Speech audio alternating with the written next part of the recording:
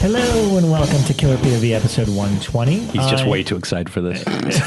You are literally jumping out of his skin. Who is?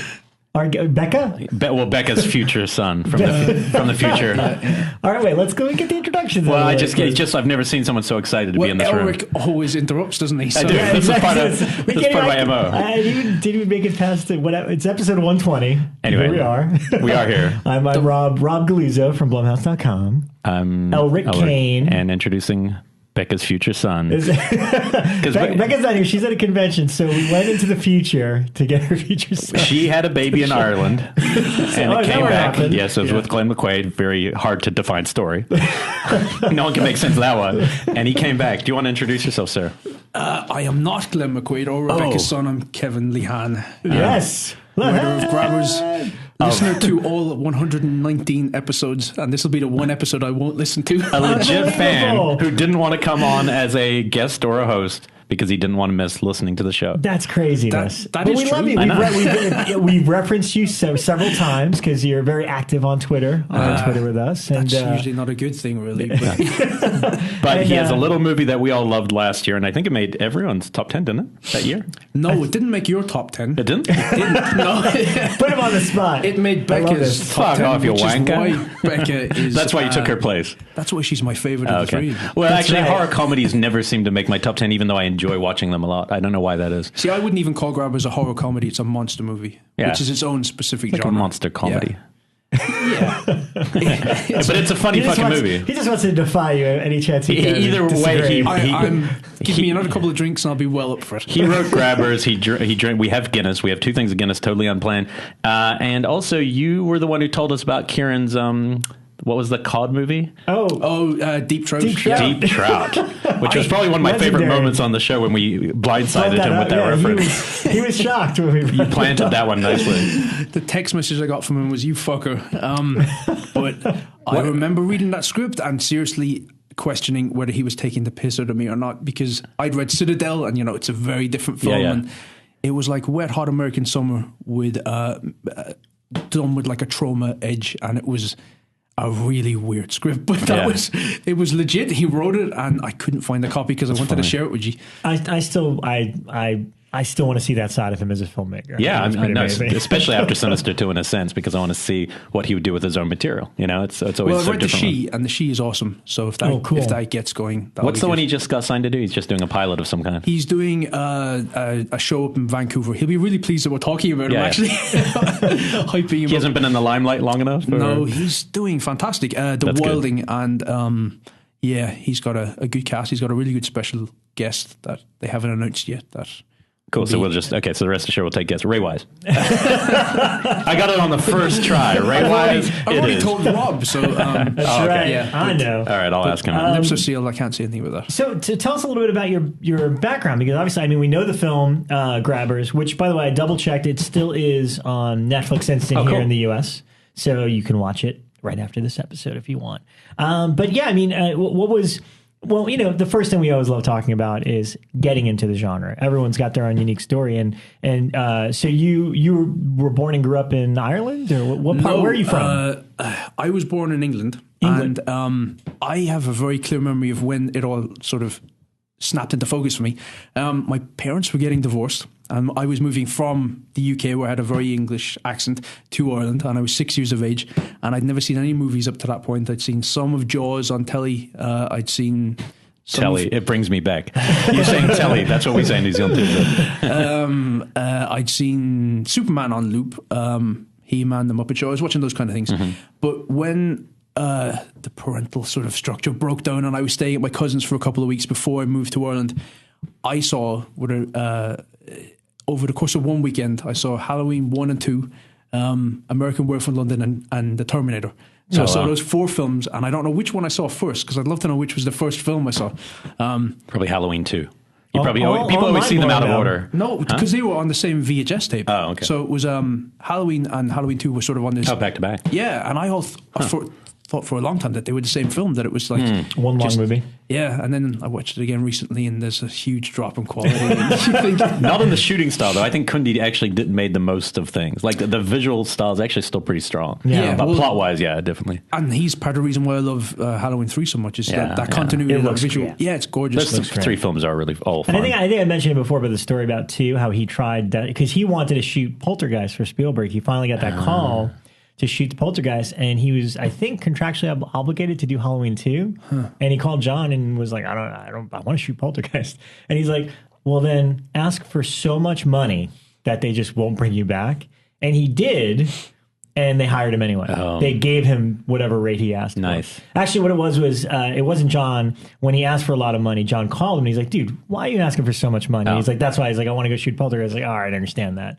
But they forced him to do it anyway. Did John ever say why he didn't do it? Was it just purely he just didn't need to do it? He didn't need to. But didn't he do all the pickups? Didn't he do all the sort of the... He did. Really he had to come stuff? in. But you know what? That was also part of... I don't know if that's, because obviously nowadays with the way the internet works and stuff, like, that's usually when word comes out, like, the film's a mess and someone needs to save it. What happened was that when they were making 2, because there's a gap, 2 is like 81. Didn't The Fog come before it? I think they already made The Fog. They reshot it, Yeah, because The Fog was a mess, didn't he? Have to do that one did a lot of reshoots reshoots with the violence. But what happened was Halloween, the original, got sold to American TV, which was a big deal back in 81 or whatever it was. But they cut out all the kills, and hence it was shorter. So he had to go shoot new scenes. So there's 3 new scenes in the Halloween TV cut. That's part of the Halloween 2 shoot. That's where they bring in the backstory with the sister into the first film. Exactly. Where, it's written on the chalkboard. Yeah. Those reshoots were part of, Do you know why, actually I thought about getting him on the show recently, but do you know why Rick Rosenthal was chosen for that? Had he made a horror film? Or was he just... He'd seen a short film of his that he loved. And I don't know what it was. I was wondering what he was on that scene, because he has a weird career. Super nice weird. guy. But. I interviewed him. Actually, the documentary that's on the Halloween 2 Scream Factory is an interview I did with him, and he explained it all. Like, I don't remember the specifics. It's just funny that I told him that as much as I love Halloween 2, the movie that scared me more as a kid was Bad Boys, the one with Sean Penn in jail and stuff like that. But really funny, I've seen Better Off Dead a million times, the Savage Steve Holland movie. And as we all know, it was showed at Beyond Fest. And one of the greatest gags is they're like, he keeps trying to ski the K-12. And there's a point where he goes to get his skis fixed, and there's this guy that's all mangled at the ski shop. And he's like, what the hell happened to you? Did you get hit by a truck? And he's like, no, I tried to ski the K-12. And the last time I saw it, I'm looking at that guy, and I'm like, holy shit, is that Rick Rosenthal, the director of Halloween 2? So I emailed Savage. I was like, is that Rick Rosenthal? That's the mangled guy? And he's like, yep, totally. Whoa. And I was like, how the hell did that happen? How is he acting for literally a 30-second scene in your movie? And I forgot what it was. I think they were... it was school, or they had friends. That's fun. They didn't keep in touch or know each other at all. It's just this random thing where he met him and he's like, oh, you seem cool. You want to be in my movie? Like, random director. And he's like, oh, you should do this bit part in my movie or whatever. That's pretty funny. And all these years later, now it's like, oh shit, the director of Halloween 2 is that'd be good. One of the Blumhouse article, like directors who have appeared in obscure non-horror films. Yeah, that'd be a fun one. Very specific. Do you remember when you saw American Werewolf? Do you remember which sequence in particular fucked you up? Because I imagine all of us. Seeing that at 6, that's going to be a heavy one. It was the woods when they found that hand. I remember it's not one of the major sequences, but I remember just sweating bullets, like when the couple is looking out the window and they close the curtains, and that scared the life out of me. But I had vivid memories of Halloween 2, of the nurse that gets lifted up and then the clogs slip off. I remember the hot tub so well from that as a kid. Just the hot tub scene, people dying in a hot tub. But with American Werewolf, that's there aren't many films that can scare you in equal measure to making you laugh. Usually it's like predominantly a comedy with horror trappings. Well, that's a proper horror comedy. It the really problem is. that I have nowadays is that I watched Final Girls this week, and it's another one of those. Yeah, no. I have so much. I have so much to say about that one because I watched it 2 days ago. Okay. Oh, okay. But for me, it's like it's a comedy set in the horror genre, and it's not a horror comedy. And you've got the Blob remake, you've got American Werewolf, you've got Reanimator. Those are proper films which scare you, and they're also funny. Which is hard. It's hard to do. You realize just how tricky. And Evil Dead, obviously, Evil Dead 1 and 2. And you're like, well, Evil Dead maybe isn't even a comedy. That's just a horror film that we laugh at parts of it, if you know what I mean. Whereas the second's proper. But it is such a weird, I think I love that genre, and I don't love comedy horror, and I think that's the difference. So like when you talk on the show, and I sometimes feel bad because I'm not as into, like, I loved Housebound. I love What We Do in the Shadows, and they are proper comedies. Housebound. I preferred Housebound to Babadook, I've got to be honest. Yeah, I mean, Housebound really actually does scare you at times. Until you know what it is, I think the first few beats can actually give you good scares. The budget on Housebound was like 350,000 New Zealand. I thought Ant might have put in some money at the end. I think he kind of saved it. They had I'm just getting information off Wikipedia. Oh yeah, but I mean, either way, it doesn't feel like that. Some movies look low budget, like What We Do in the Shadows doesn't look like it needed a big budget. Probably had twice the budget, would be my guess. Yeah, it's amazing though. They do. It is. No, they're great comedies. They do great gags in it and stuff. Yeah. So obviously from that point on, you became a big genre fan. But I just loved movies. That was my passion. I was just always into them, and Jaws and things like that. I can remember being in the schoolyard and just talking about Jaws all the time, and friends of mine saying, "Wait, is it a mechanical shark?" And I'm no, it's a shark that's a mechanical, creation for the movie, and it just wasn't that many people that were into movies as much as me. And I can, remember I used to hang out in video shops and just read all the backs of the boxes and go like, "Wait, that John Carpenter did The Thing? I've got to see The Thing at some point." He also did The Fog, and I'd be flipping all the back of the boxes to just try and match Wasn't up it the like names. such a better, the more I think about like how kids are introduced to films now, it's like where it's so easy to it's easy, but it's also uncurated. Yeah, some of those films, but the way we had to do all the work, it was all on us to research the back and then get excited to watch another one. And I miss that myself. Yeah, get I the miss that TV excited and sort of flip through all the pages and think, oh shit, The Fog is on at 9:00 on BBC Two. I've got to finagle my way down to the telly and sort of make sure that I see it. It's like it comes down to, I think passion is something that has to be hard fought a bit. Like passion, if everything's too readily, it's hard for it to be passion. I feel like it needs to be a little more difficult, because if it's all just there, it's like, oh, cool, Netflix, just a big blob of anything I want to watch anytime. I got to check out Shudder because I know it's more curated and it has topics, and I think that's pretty cool. I'm sure, I wish sometimes I haven't seen as much as I have because I'm like, you get a little bored. Those kind of films where you wish you'd never seen it so you could just experience it for the first time. Yeah, and I do. I love having those pockets. Like sometimes it's from listeners that recommend stuff for friends, or just like out every of nowhere, week there's something like that. Yeah. Like later, I'm going to talk about Demon Knight. I've been waiting for you to see this because when I found out you hadn't seen it, I was so shocked because it's so you. It's so weird that one. Yeah, it's so weird. Just like Deathgasm, you haven't seen that yet, right? We'll get to not yet. Okay, but we'll get to what we've seen this week. But really quickly before that, I mean, again, because I like to fill out who the person is, and I'm trying to figure out Kevin Lehan here. Okay. But so getting into it's always an intimidating thing getting into the business, or even first learning that there are people behind this. Like, you know what I mean? Like I remember like the epiphany, and I think I've said it was Evil Dead 2, when I see the way a camera angles, and I was like, oh, somebody shot that and made it look like that. I get it. Now I understand what movie making is. So what was, we know you as a writer, although I saw a few directing credits as well. So what was Those were student films that I would hope no one would ever see. But they were fun projects. We did them in college. One was a horror comedy. So I think, it's always been there. I like things that have got a sense of humor and are playing on multiple levels, but I've always wanted to work in films. I have a very clear memory as well of seeing Jurassic Park and that slow shuffle you do in a crowded cinema where you're just eking your way out and just thinking, that's it, I'm done. That's what I want to do. I want to do that, whatever that is. And maybe it was just because some of the films I'd watched where it was written and directed by, I thought I could write my way into the industry. And do you remember like the first making of or behind the scenes, or even if it's a photo where you're like, oh, people are constructing this?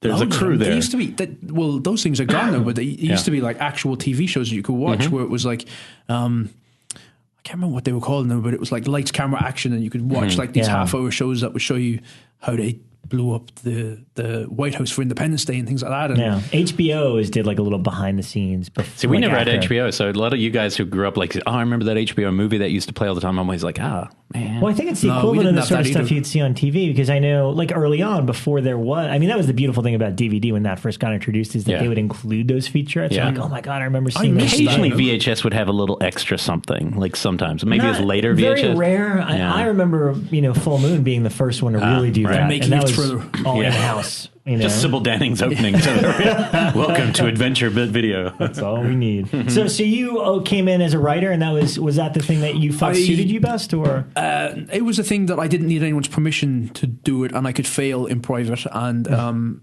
because I went straight from school into college doing film and video production, and film at that stage was a rich man's hobby. So writing wasn't. You could get free software, and I just kept writing and writing. And I came out of college, and I had a script optioned, and I thought, this is easy, this is fantastic, I'll keep doing this. And then realized it's not. It's incredibly difficult. And after about 4 or 5 years, I thought, well, I've given it my best shot. Didn't realize that I was writing things from a quite mercenary background, where it was like, this is what the industry is looking for. It's low budget. It's sort of easily producible. And I had an epiphany where I thought, well, I would never watch this. I would never want any of my friends to watch it. I would never recommend it to anybody. So why am I writing it? And yeah, I quit, and I went backpacking. And while I was on my way to New Zealand, in the Cook Islands, actually, I was in different Rarotonga. places. Yeah, most people just hear that and think it's all part of New Zealand. Sure, Rarotonga. Why not? It's an island in the Pacific, or a group of islands in the Pacific. I was getting savaged by mosquitoes, and I had this idea based on what people kept telling me, which was that if you eat lots of Vegemite or Marmite, then it gets into your sweat and the mosquitoes will avoid you. And it wasn't working for me. It was like weeks in, and I was getting bitten alive. And I was traveling with a couple of friends of mine who weren't getting bitten, so I was wondering, what was it about my blood that was different? And I was having a few beers, like as I am now, on a veranda in Rarotonga. And I remember just complaining that I just got bitten again. There was one on my knuckle, and I was starting to get really pissed off because it was starting to hurt at this stage. I still have scars from mosquito bites. And it just appeared to me, or occurred to me, wouldn't it be a lot easier if they were just allergic to alcohol, if I could get my blood alcohol level to a certain point where then they would avoid me, rather than eating this horrible, yucky paste, this Vegemite paste that I was forcing down me. Marmite or Vegemite, quickly, which one? They're both the exact same. Gun to your head. No, they're different. They both taste like crap. No more beers for this man. He's out of control. Well, I never had Marmite. I only had Vegemite because I only ate it while I was traveling. Well, it makes sense that he took Becca's place because he's equally inaccurate with his descriptions, saying he didn't like both Vegemite and Marmite without trying one. I actually have had it, I think. Okay. I can. That's a different show. We'll save that for another time. But so it came from a very real situation of being which eaten is a great by a creature. I didn't get back to Ireland for about another year, and I had that idea in my head the entire time. And I used to, at that stage, you didn't have smartphones. This was 2006.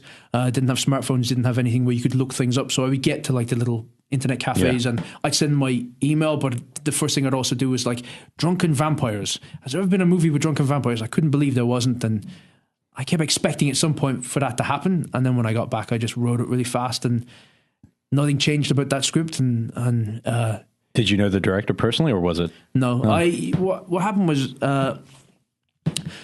the script took about 2 years to get out there, as it tends to happen when you don't have representation. So I was doing all these little odd jobs. I was out in LA at some point interning, and but I landed an agent because a development executive at Working Title had read it, and they'd gone up through the slush pile, and they called me, and they were like, "Well, who are you? Where have you come from? What's your story?" And I was like, "Well, I'm me, I write." And they were like, "Do you have an agent?" I was like, "No, let me make some calls." I got an agent. The agent said, "We're going to take this out." And when he did, that made all the difference. Then it was an official submission. People that had passed on it when they had an open door policy were now sort of scrambling to get it. And then I was in a really lucky position of being able to choose who I wanted to work with. And I went on about 24 meetings. And the only meeting that I went on where I met the director was John and Forward Films. And I remember John just staring at me across the table the whole time, just he wouldn't take his eyes off me. And I thought, well, this is creepy. But he was trying to suss me out, and I then tried to work my magic and thought, well, better the devil you know, so I'll go with John. And it was just a fantastic experience. Was he Irish? No, he's British, but he was, his parents are Irish, so he was from Northern Ireland. So that's debatable which Had he made a film? Had he made anything before? He'd made a film called Tormented, which I wasn't the biggest fan of. Sorry, what was it? Tormented. Tormented, okay. Tormented, okay. It's a slasher movie, sort of a kid gets bullied and he hangs himself from the goalpost of a football pitch, and he comes back and basically kills them all that have been persecuting him. And it was, it was a very low budget film, but it had a lot of things I liked. It had a lot of the John Carpenter Steadicam type stuff, and we talked about that. And he wanted to shoot at 235, and at that stage we wanted to shoot at anamorphic, and it was everything that I wanted to hear. So, I just hit it off with John, and we were shooting that film within about 10 months of that meeting, so it happened incredibly fast. Wow. We didn't do any rewrites until right down to the last stage of production, where money was starting to get a bit tighter, and it's interesting. I don't think Grabbers would get made today, to be honest with you, because I don't think it's possible to sort of finance a film like Grabbers anymore. It feels quite big, actually. Yeah, it was 3.5 million. Yeah, which is big in horror now. It's massive. It's too big in horror now, especially for monster movies, because they don't have a very good track record at the box office. So, but it was that film, and then I've just been writing ever since. I'm working with Johannes, as you guys know him as. All right, director. correct. What?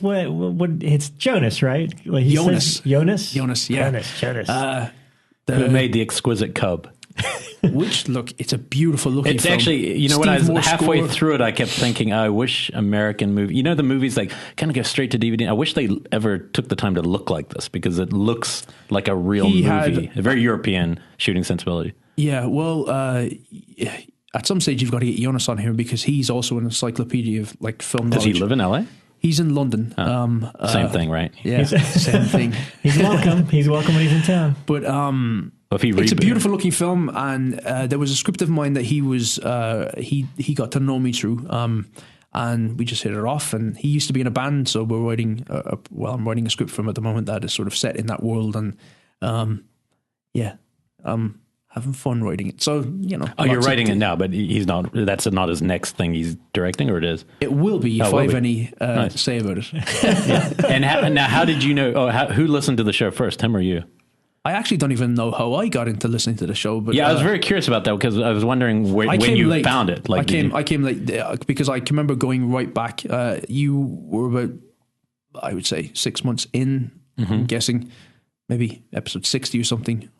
I feel like, because the big deal, and this has been the interesting, even though we missed the days of going to the video store and all that, the modern interesting version of it that we love is when someone will tell us, hey, did you know this movie just popped up on Netflix and you guys should check it out? I have a vague memory of Grabbers being one of those movies, like that somebody that listened to us had said to us. It was somebody who listened, definitely. Hey, did you guys know this movie just popped up on Netflix? Probably me. And you should check it out. Probably. No, I mean, I think the biggest ones that we got like that were Grabbers. Taking of Deborah Logan, definitely. For sure. No one would have watched that otherwise. Like if we hadn't had people telling us, hey, it's on Netflix it's really now. Surprisingly good, and Yeah. So no, I like that. I like discovering movies that way. And that's probably why also some people like listening to this show. They're probably getting some of their recommendations. Well, that's the reason that I listen to it, because it's like I have watched some amazing films due to your recommendation, and some terrible films as well. What are the films? Oh, you probably don't want to, as an industry insider, you don't probably want to say the ones you didn't enjoy so much. Begotten.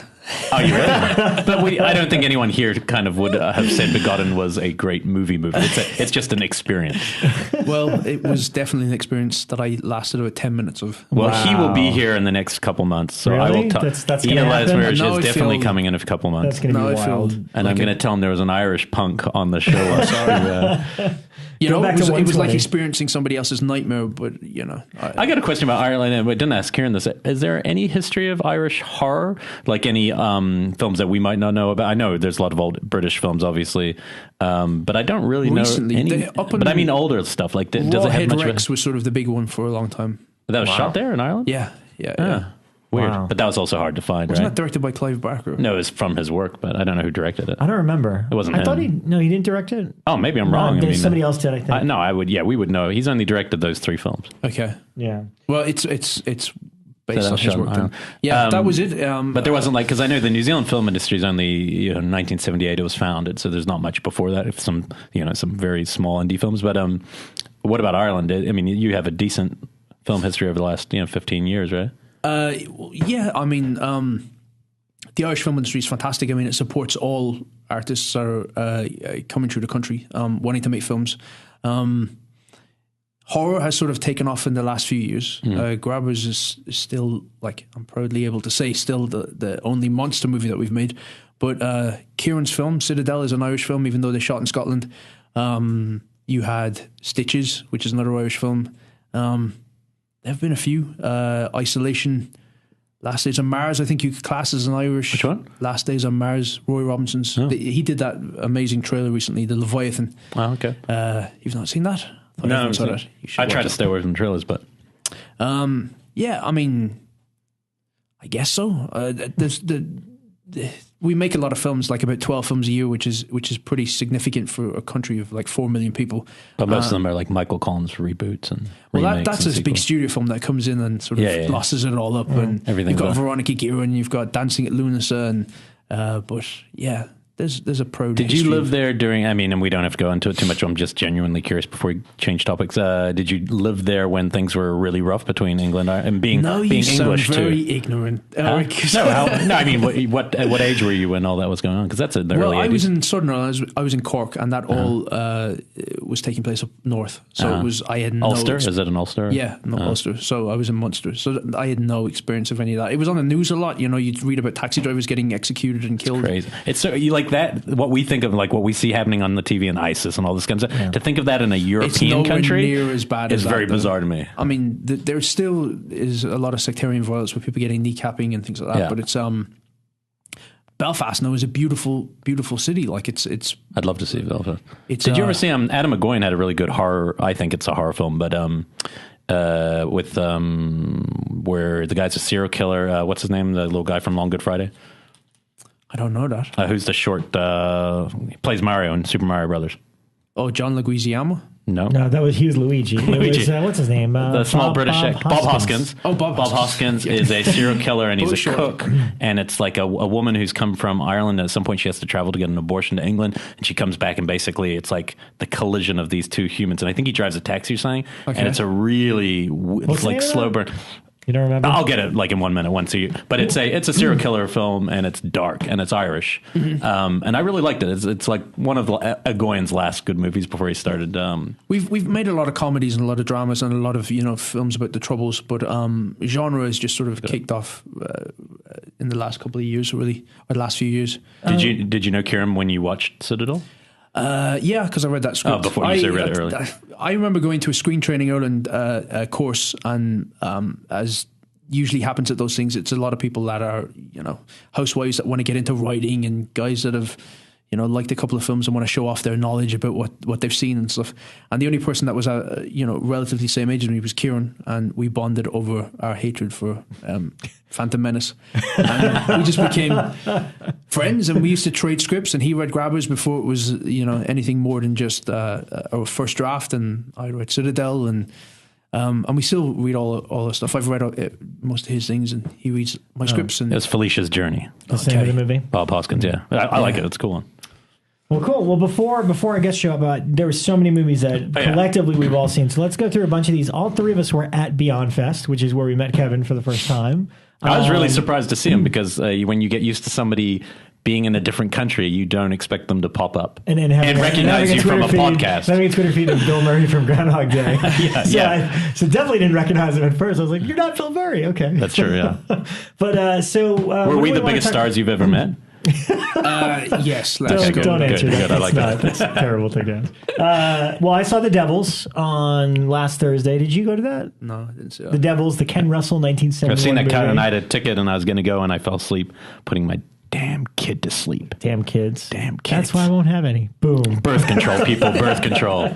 Otherwise, you'll miss The Devils. It was quite an experience. It's an intense movie. I don't know if I liked it, and I definitely didn't hate it. It's just you experience this thing. Why is it banned? I don't really understand that part of the history. I don't either. I mean, nothing in it. Maybe by today's state, maybe it's the overall sacrilegious angle to it, and kind of the sexual connotation with the nuns and stuff like that. There's some pretty crazy shit that goes on in it. It is one of the craziest and best roles that Oliver Reed ever did, and definitely Vanessa Redgrave. I mean, that's insane. Vanessa Redgrave. She's like a hunchback. It's an incredible cast for a film like that. Yeah. It's insane, and it was cool. They, obviously a lot of people had not seen it before. Yeah. It was a good print of it, and at the very end, Bernard Rose, the director of Candyman and Paper House, was the moderator. That's really cool. He's a big Ken Russell fan, and he showed a clip called, I guess it's called the quote unquote the rape of the Rape of Christ scene, Yeah. which is in the middle of the movie and has never been in any version of it. And it looked like a YouTube clip of Ken Russell bringing a bunch of his friends into a room and showing it to them on a VHS. And then like the camera pans in and then you see the scene. And it's pretty wild. It's pretty crazy. But I feel like now, in today's day and age with the way that films get restored, it's one that, I think it's because it's Warner Brothers. I think it's Warner's that has it. Yeah, I think that's the problem. Yeah, and, people. Nick Redman was saying they have such a great library that is just impossible to get do anything into with it sometimes. That's one that I just see being like, that should be, like Possession. It should be restored. A good version. I remember liking it and definitely still it has a similar kind of heightened emotion of Possession. It's like people in hysteria. But the difference for me, I find, and this might be for you a little bit because I've noticed in some of your film tastes, is like sometimes when it's period stuff, there's less of a big connection for me, less of a like where I get less excited and into a movie, whereas if it's set in a contemporary period, whatever that is, it really depends. I don't mind time period. I guess it's like I think it's subconscious though. Like when you're watching it, you're not even thinking it. Yeah, Are you looking forward to The Witch then? I do want to see The Witch. I think I like that one a lot. But is that a period? Or? Yeah, that's a period film, isn't it? Yeah. I'm just maybe going you'll defy the odds from I feel the same as you, though. It's sort of, it's hard to relate to things where you don't have any basis in experiencing anything like that. So, and I think especially in this genre, like I love dramas and period pieces. It's actually one of my favorite. When I'm watching a big Hollywood movie, sometimes I think that's my favorite because they can do it justice. But I think maybe with horror, I think it's about preying on the things that are happening now to you. Like when I remember seeing Paranormal Activity 2. Like a year after it came out, I hadn't seen it yet, put it on the DVD thing, oh, that's going to be crap. And it is kind of crap. But I love those films. Actually, but it unnerved me. Like afterwards, like after the movie ended, I pushed stop and I'm alone in a room and I started going, oh, so it did what it was meant to do, you know? And it was effective, It's quiet, whenever a horror film is quiet, there's dread seeps in. And Paranormal Activity sort of is the perfect example of that, where you're just waiting for the camera to pan back so you can see a door slightly ajar and suddenly you're shitting yourself. It's like I am curious about how it will end because the next one's technically the end, but I am curious because it's less Bloom now and more Universal, is it, or who's the parent company? I thought it was Paramount. Paramount, yeah. I'm curious if they'll change. What else? We were all at the Mind's Eye, which I know I loved it. What did you guys think? I'd seen the rough cut, and it was and hats off to Joe, because the rough cut, literally the only CG he had to do watching the rough cut, he's like, all I have to do is remove all these wires. It's pretty amazing because I could still get the feeling of the explosions and head splitting in half. I mean, it's literally scanners. Yeah, literally scanners. Yeah. But it's like, I don't think it is at all. I don't think you can compare it to anything. I was you put that in my head when I went in, so I was expecting this campy sort of, Well, it's not campy. Scanners wasn't campy though. Scanners tries to play straight, and it's just kind of bad. But none of them match Scanners 3 The Takeover. I don't know about that. The head explosion that's in the Mind's Eye, I thought rivaled Scanners. I thought that was incredible. There's a couple. I thought Jeremy Gardner has a scene with makeup, and I can't do it without spoilers, but it's pretty amazing. I really like what Joe does at the end of each of his movies. They build to somewhere where the last 20 minutes are kind of apeshit. I felt the same way about Almost Human. I think this is a better film than Almost Human for sure. Yeah, I think I liked it a little bit more too. I just had a lot of fun. I had a lot more fun with this, and that's what they preface it. They said there's no subtext here. This is just what it is. And it is fun. And he just won Best Director at Fantastic Fest, and it's clearly because it's a fun movie. The hard part is sometimes the character build-up stuff, some of the writing, but then once it takes over, the filmmaking takes over. It wins you over because a movie opens. It's like, hey, that's from Rambo. I mean, not a reference. That's from First Rambo. Blood, yes. But as it goes, wins me over. And I think it was actually halfway through the movie, Larry Fessenden enters the film, it's the first time there's any hint of emotion or any connection to the movie. For me, honestly, that's the first moment in the movie where I go, okay, now I'm in your movie. Like you actually have emotionally hooked me into a movie. See, the sex scene for me was like a highlight. I thought that's the best scene.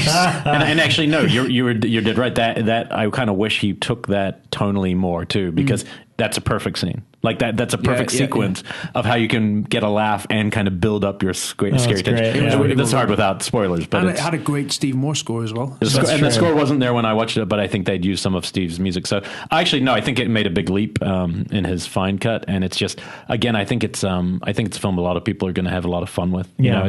Because it's not horror comedy or comedy horror; it's somewhere else. Somewhere in the middle, and I like that. That's it's always interesting. I felt this way about Ty West after a couple of movies, but it's like, he's 2 movies in now, and now you kind of sense like he definitely is plucking from that late 80s sweet spot where it just feels like a kid of the 80s, of 80s VHS kind of stuff. So, and that's even cool. though he's a kid of the probably 90s. He's a lot younger. Yeah. I mean, the thing that really wins you over when you start hearing him, talk about how they made it, and he's totally uncompromising. Yeah. And that's actually really quite inspiring, I've got to say, because he'll walk away from other deals, walk away from somebody else funding his movie where he's not going to have, say, creative control.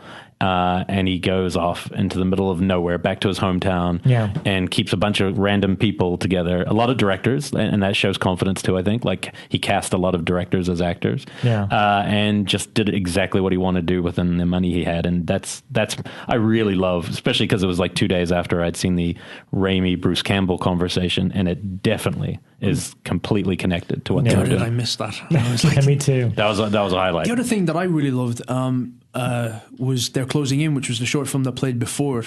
Jarrett Blinkhorn. Yeah, the producer that directed that, wasn't it? Yes. Yes, he was the producer of Mind's Eye, and he was an old high school friend, I guess. Right. I thought that was great. It was really good. Begins media res, and it's like this couple that are, dealing with a crisis, which we don't really know much about, but there's these figures in the woods that are closing in around them. With this kind of red laser beam eye, which is really cool. I was just in. It's about 2 or 3 minutes long, but it just really works. And it had 2 of the actors from the feature who were in smaller roles in the feature. Had, I liked it too. I thought it was a really good short. It's hard to do a genre short. So. Well, and it's actually my favorite kind, which is you jump right into the middle, and you jump right out before before the whole story would have ended. You know what I mean? I thought you'd like it as well because I had an It Follows vibe. I thought I guess it did. I didn't pick that, but it probably tonally is maybe more my thing. But no, I really liked what Joe did with it. I think they as a team are going great guns. Yeah.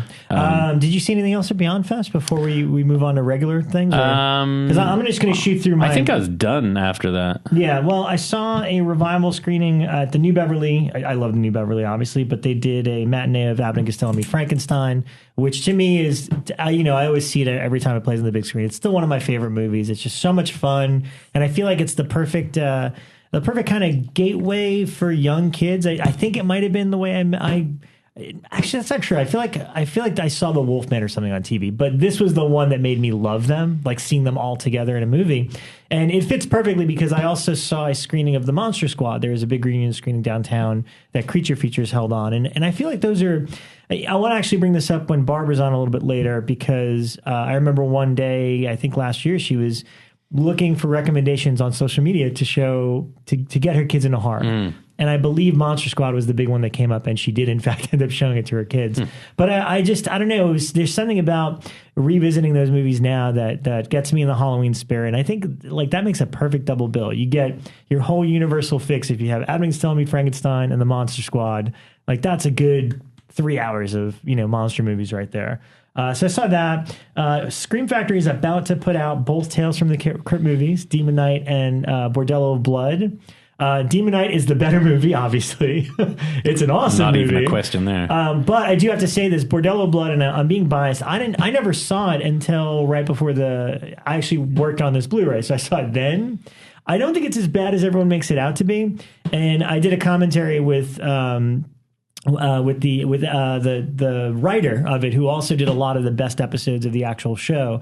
And when they give you that little warning at the beginning, like the commentary does not reflect the opinions of the Yeah, we needed that one for this one because the writer does not like the movie at all, and he was very angry about it still. So we did that, but my whole point in bringing that is that both Demon Knight and Bordello of Blood they both have great about like 40-minute long documentaries about the making of each. So the one for Demon Knight it's good, but the movie's good, so it's fun. Yeah, the movie's really fun. The 40-minute documentary for Bordello of Blood might as well be renamed 40 Minutes of Dennis Miller is a Complete Dick. Because literally every single person from Angie Everhart to Corey Feldman, everyone in it has terrible stories about him. Interesting. And it will make you question him as a human being when you hear these stories from his behavior on the set of that movie. Yeah, he's a weird cat. I always liked him as a comedian growing up, and then later on I found out how conservative he was and stuff, and I never would have picked that from his comedy. But was that part of it? What was it? What was the issue with him? No, I mean, well, the super short version of it is that for whatever reason, I guess he was kind of big, maybe on HBO at that point. He was really big at that period, and Joel Silver had in his head that they had to get him. And Dennis Miller hates horror. He hates Tales from the Crypt and thinks it's stupid. So he said, yeah, I'll do it if you give me $1 million. And Joel Silver's like, I don't care what it takes. Give him that $1 million. So he did the movie, and the entire time, he doesn't want to do the movie. Right. And he's very adamant about it with everybody he worked with on set, pulling shenanigans like not leaving his trailer, not being there for coverage, etc. So at least the fun part of this documentary is that everybody talks very openly about it because they don't care. He didn't care. I'll tell you one thing about that movie.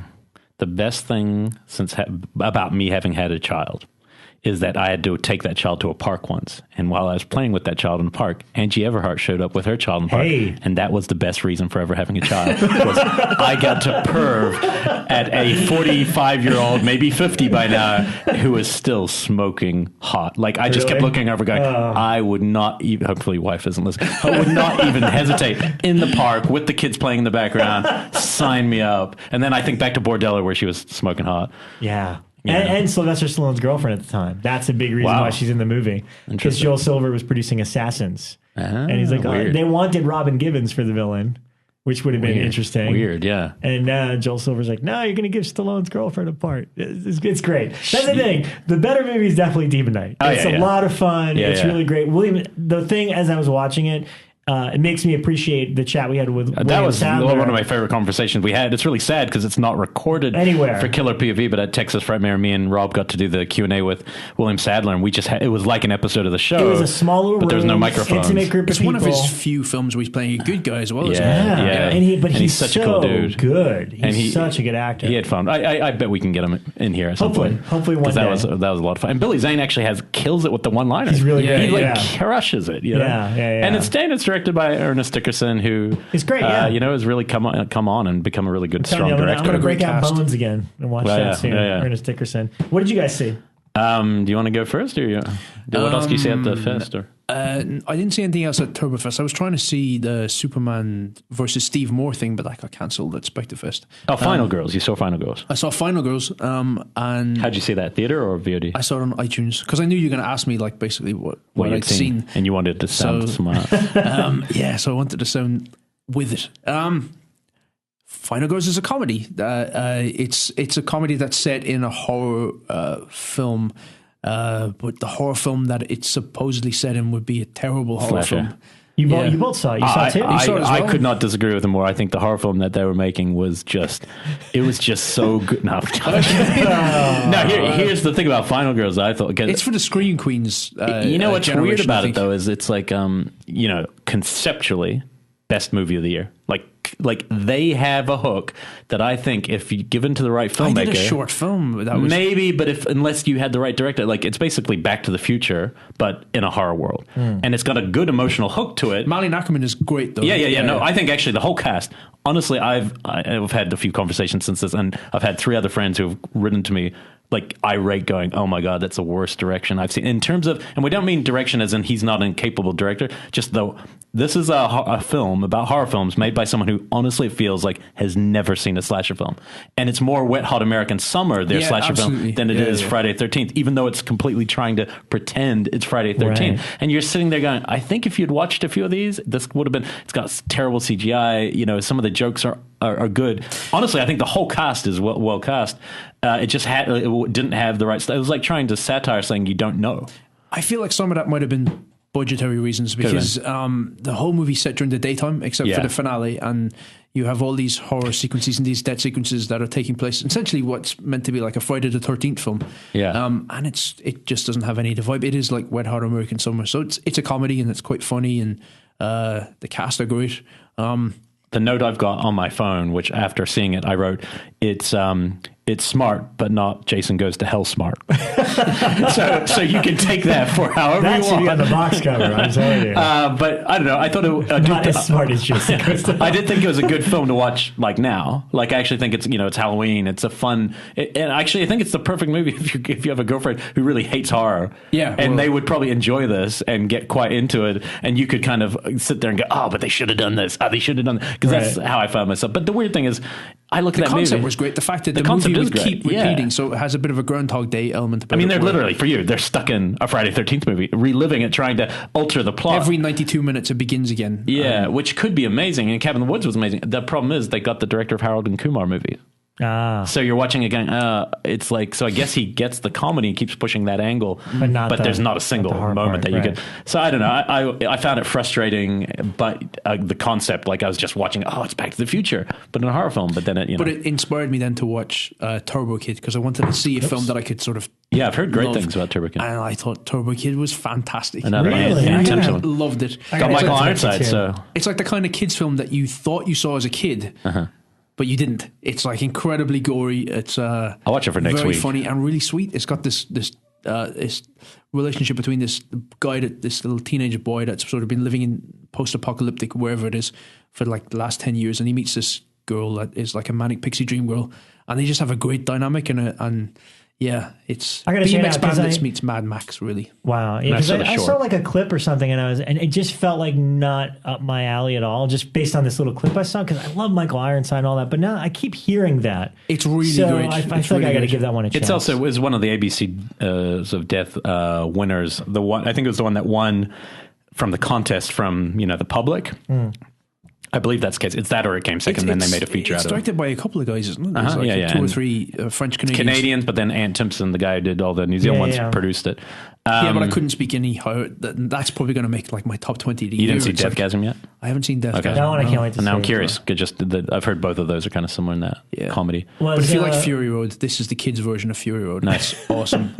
Anything else? Yeah, just a couple quickly. I said, the season premiere of Walking Dead opens huge. If you're somebody who hasn't come back to The Walking Dead, the regular show, not the other one, this is easily the biggest episode they've ever done. It has a huge scale to it, and it like flashes between black and white and color, and it's actually quite a complex structure for an episode. Super impressed me for what they're doing, even though I know a lot of people. Sicario isn't a straight horror film, but it's dealing with the horror of the Mexico border and all the murders happening. Benicio del Toro is fucking amazing. Like, it's the best thing I've seen him do, and it's very minimal. He's the most badass you've ever seen on screen, and kind of scary. He's basically out to kill the head of the Mexican drug cartel for hurting his family, and he's just hanging out with DEA agents. You don't know who he is, what his background is. He's kind of a spook, and but a really strong film by the guy who made Enemy. It's the director and Prisoners. It gives me hope for the Blade Runner sequel. Who's doing that? Up for it? He's doing that. Yeah. He's doing that. Yeah, that's why the guy who did Enemy. Yeah. And Prisoners is doing a holy shit. And, that is fucking amazing. What's his face? Roger Deakins is shooting it. So, oh my god. Yeah. Wow. Okay, and just two more things quickly. I finally watched Murder Party. Oh yes, because I had to give it back to you, and it had lots of fingerprints on it. It stopped many times at the start. I had to clean it dramatically. Yeah, that's you. I haven't opened it. I blame your kids because I just bought it. Really? Was it secondhand? No, I don't know. Weird. It had a lot of marks. All right, it's you know what I mean. It's what was cool. The cool discovery was it's a Halloween film. I did not know that. Totally. I had a lot of fun with it. It's like tonally not as much my thing as obviously Blue Ruin. Yeah, I mean, can you believe it's the same guy? It's really hard. It doesn't feel anything like Green Room. It's so different, isn't it? And it got me so excited actually when I watched the making of. That's when I was just like, this. No wonder I love this guy, because he's like starting with one movie like that, and then he's just with his friends, and they're like just fucking having a blast with this crazy, gory, bizarre. It feels like a 20-minute film that somehow ended up being 75 minutes. You know what I mean? Yeah, pretty much. Because it really is that kind of concept. It didn't do that well from, did it? Because it sort of maybe pigeonholed him a bit. But 5 or 6 years before he got to do. But he's been a DP on a lot of very, like Matt Potterfield and some of his buddies back then were quite serious art house directors. I can't remember what his movie was, but I saw it once, and it's almost like very poetic Terrence Malick-y thing. And Jeremy Saulnier was the DP of that, and a bunch of others. And then you watch Blue Ruin, and just like this perfect movie. And I've heard Green Room. Have you seen Green Room? No, we're dying to. It's excellent. AFI Fest is actually in a couple weeks, and I bet you it will be part of it. Good. My fingers are deeply crossed. So see that one. He really is. If I could, I'm not kidding. If I could only see one movie for the next year, it's that movie. That's how I feel, and I'm very excited about him as a voice, especially seeing his roots, because he does have similar roots to all of us, the way he feels about movies. And then it made me wince. There are moments in Green Room where I went. Ooh. Yeah, and I've heard a couple of our friends who are into the kind of punk music scene like 15 years ago who said it was just so dead on of that world. And the last thing's a podcast that I always like to give new podcast shots. Somebody from the audience listening actually recommended this through Twitter. Right. This one's called You Must Remember This, and Karina Longworth was the longtime editor of the film section of the LA Weekly. And I'm a religious reader of the LA Weekly just to find out what's going on. And she left there a while ago and started this old time. It's very Hollywoody. Usually it'll be like 1920s movie, and she just talks and gives you a feel for the period. Well, I guess for some reason, maybe it's because that Aquarius show was on. She did a 10-part part of her podcast where for the next 10 episodes, it's called Hollywood. Charles Manson's Hollywood. Yeah, and I just started listening to the first two a couple nights ago, and I'm just totally. It's the way, because I've read all the books from that period, but the way she's articulating and kind of giving you the ins on show business angle, it's just so much more interesting than what Aquarius was pushing. It feels like if you liked Serial, then you'd love that. And so I don't know about the rest of her podcast, which I'm sure somebody like me probably would like, but it's not really horror related. This stuff I'm just gonna, and it's about 34 minutes each episode. And so if you're looking for something to check out, I think it's a great way to find out what was happening at that time, and who the players were and kind of the motivations, how entertainment world based they were, and about fame. People forget that about Manson, I think, at the fame angle. Yeah. So it's really cool. When they get up to the actual murders, it's pretty harrowing because you've spent so much time sort of with the characters that to sort of go that blow by blow where it's like this person turns up and they shoot the delivery guy, and it's horrific, but it's so excellent. Meaningless, when murder is just so meaningless. Why are you murdering these people? So, but anyway, that was a cool one. So, that gets us up to speed. We have a crazy big show coming up. Crazy big show. And it just kept getting bigger. Yeah, that just fell into place literally today. So, I guess we'll start with the ones who are here and then just keep going. Yes, sounds good. We're going to have some tales of Halloween coming up. And welcome back to the show. I'm very excited because this, again, we were trying to, it's Halloween month, it's October. We're trying to figure out some cool stuff to do. And we were trying to, this is the week that Tales of Halloween comes out. In fact, the day that this airs, you're listening now, you can watch it on VOD right now. But is that the way they should watch it? I would prefer them to go see it on a screen with if people. They can get to it. Or have parties with people at your house. Yes. Watching. It is a big Halloween party type of movie. We have two of the directors here. Both have been on the show before. First, welcome Dave Parker, who's been on several times. Thanks for having me back. Director Sweet Tooth. But he has never been here with a movie that was coming out right then. We've never had you right as your thing was breaking, and a very good movie too. Or the very sober good one. What's that? Well, I'm not expecting that for long. The night is young. There's plenty of Guinness, so we'll see. And then the other guest, he was on way back for episode before we were 6, wasn't it? Or three. When we were still learning what the hell we were doing. Jesus Christ, what did I do to wait so long to get invited back? We learned a valuable lesson from Mr. Mike Mendez. All right. Which was to record our pre-show before the guest's podcast. I still love it. If you listen back, we are like, you can sit in the room, but don't say anything. Right. And then the second we started, you're like, oh my God, it's going to explode. You're talking about it's alive. But I have the same issue listening to your show at home because I want to jump in and go, oh, they're talking about Freddy's dead again. Jesus Christ, or whatever, or you want to shake us, there's so many times I want to comment or say something, but I can't because we were walking by when we got here, and they're talking about Demon Night and everything. I'm like, yeah, exactly. He had never seen it, so this was a big deal. I'd heard that. He would mention that before that you never seen it. I mean, it just felt like a raw movie, right? It's a great movie. Yeah, great cast, great effects. How did you not see it before? I don't know. It was just, when did it come out? Can you do a recap of your pre-show for us? I would guess it came out like 91. It's probably, I just missed it. It was one of those things, it was at the tail end of the show is still on, from what I understand. Well, it was a great time because it was the time they were trying to make a feature film, so it was actually well funded and it was just a well put together thing. Then the kind of franchise kind of hit the ground with Bordello of Blood, and then the third one that I don't even remember. I never even saw that one. Ritual, right? It's pretty weird. In fact, I was saying before that the special features are pretty terrific on both discs. Okay, I'm biased. I worked on the Bordello of Blood one, but it's way more honest about Dennis Miller and all that stuff. Right. But I learned a lot about their plan because I forgot the name of the movie they had. They were ready to go and about to shoot the second movie. Okay. That seemed like it was going to be kind of going in line with what Demon Knight did, and the show, because it was a lot of the key people involved in the show that were doing the movies. And at the last minute, I can't remember the specifics. I think Warner's were making the movies. No, it was Universal. Somebody at Universal, it was a decision to make Bob Zemeckis happy. So Bordello of Blood is actually a college script of his that he wrote with Bob Gale. I did not know that. It was their first spec script. Holy crap, wow. And essentially, they were like 2 weeks away from shooting their movie, and they're like, no, you have to shoot Bob Gale's college script. That's going to be the next Tales from the Crypt movie. That's crazy. It's pretty. You hear the story now, and like that was it. They were just forced to do that. Well, I'm just surprised Zemeckis would go like, "Well, I found this in my drawer, and this should be the next film." It's just a little weird. I'm not sure what. That's interesting. I'm not sure what the specifics. Yeah, it doesn't seem like that kind of filmmaker. Yeah, it was something about they wanted him to stay at Universal, and he was being courted by other studios. Right. And they were just like, "Please stay." It's like, well, here, pay me $100,000 for this script and make it. That was probably what it was. Yeah. But regardless, it's interesting, and Demon Knight's the better movie. Oh my god, yeah, Demon Knight's a really great film. I mean, I think Ernest Dickerson. I kind of wish he would kind of have stayed. I just wish the movie was a bigger hit, because I just wish there was more stuff like it. It was just it just blew me away when I saw it in the theater. It was just so much fun. Yeah. His episodes of Walking Dead are usually the best ones. If his name's on it, it's usually the best director. You can always tell. You can always tell when he's directing an episode of The Walking Dead. Far more cinematic. He did some of my favorite Dexter episodes too. Totally, No, he was on board a lot. And it was funny. We were talking about Demon Knight on the way to Beyond Fest, and you were reminded that he was Do the Right Thing. I keep thinking, oh yeah, that's right. He more or less. I mean, he was the DP of Do the Right Thing, but in a way, he also had to co-direct it, because Spike Lee was in every shot. Oh, and I remember seeing a making of from a long time ago, thinking they were two different people. Just forgetting that he's the guy who ended up directing Demon Knight. It's pretty, totally, because that film's fantastically shot. And super nice guy.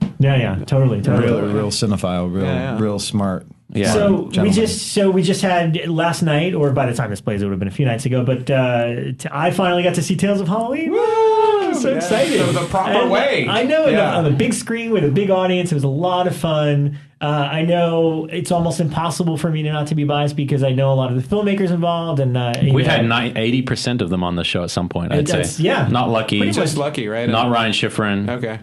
But I think we've had everyone else, pretty much. Yeah, that's it. At some point. Awesome. Yeah. But no, I think you guys did a great thing, and I really love it. Thank you. It's super cool. I can't imagine just being a horror nerd. Like, if I take the element of not knowing you guys personally or anything, it's just between the cameos and the spirit. It's just all there. It's a fun Halloween movie. Well, we kind of really made it for ourselves to a certain degree, and for our friends. And I think what we're finding is that there's a lot of kindred spirits out there that really appreciate and love all the same stuff we are. And again, it's just, at least for myself, I never thought of like, God, what are general audiences going to think of this movie? It was always like, this is what I want to see. Oh, that'd be awesome if you did that. And we just got the circle was just us, and so it's been such a nice surprise and so wonderful to see people react to it, and getting all the cameos and getting all the references, and feeling, like our community is large and all over the world that love this stuff as much as we do, and that's wonderful. The spirit really carries through. I mean, I think people really get the spirit that this movie was made in, and the spirit that we were infusing into it. And that's been sort of the most rewarding thing. I mean, I always say it's like, we made this movie for the fans because we are fans. So it's really, it really comes from, a very earnest place. Yeah, totally. From our hearts. I have no idea what a non-horror fan would think of it. I actually think because you have so much comedy in there too, though, I think a non-horror fan would actually find a lot to like, because it's about Halloween. Yeah, totally. Yeah, because I went in thinking more horror, and so it's a mixture of things. But I think if you're going for something that's just fun as well, I think it hits that quotient. I thought, it's funny, because I remember, again, I knew the basic gist of what some of the stories were going to be like, but until you see it, you don't know how it's all going to play together, right. And all that. But the one thing I could say is that, for starters, they're all good. There's something interesting about every single one, which, is it's the gamble when it comes to an anthology. Sure. Is you love this one, but you don't really like this one or whatever. But generally, they all have some sort of Halloween thing to them, or a cool new story or mythology or whatever that I think is interesting. And I was prepped for it to be more comedy than horror, because because that's what Elric had said. Yeah. I thought it was a really good mix, honestly. The order that you guys had them all in, it's like it starts scary and kind of gets comedic, and I thought it was a good mix of both.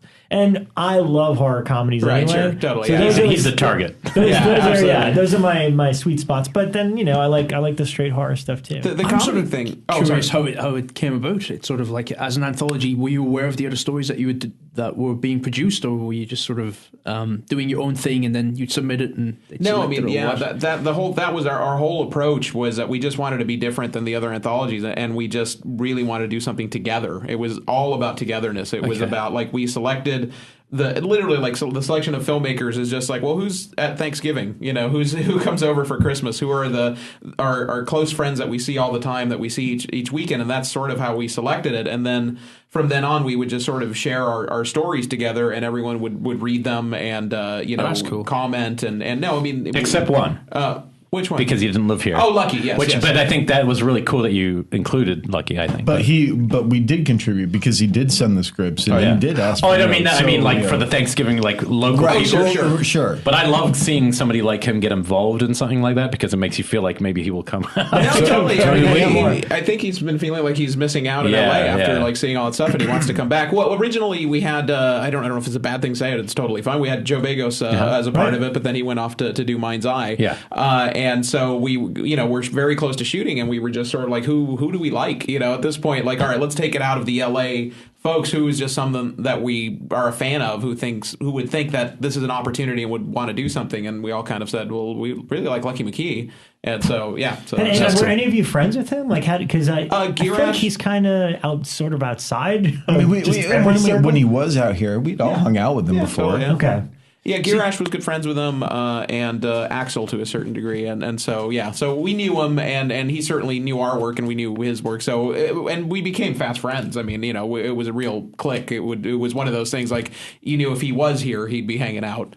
He'd be here. One of the things a lot of people are curious about is, like, the location where you started the idea and writing and conceptually. and people want to know about the place you used to hang out. Where was that? Was that the Formica Cafe? I think it's Cinema Paradiso. Was it a diner? I think it's a sushi place. Because I remember a classic photo. All I remember is one of the days where I wasn't there because it was a weekend, and it was on like a Sunday, and all I know is that somebody had called me earlier to tell me I think it's the only day it ever happened in 3 years that the AC had broken on a hot as fuck day. And then I see a photo of like 12 filmmakers that I know all streaming out and going, we come up, this is the launch of Tales from Halloween. I'm like, oh, you guys were there for like hours on a day without air guard. See, that sounds like a much more organic way to do it, because I was a part of Paris I'll Kill You, which was sort of the whole version of Paris I Love You. Paris. Okay. And I was writing a script for Louis Leterrier, and I knew nothing about the other projects that were involved, so it's sort of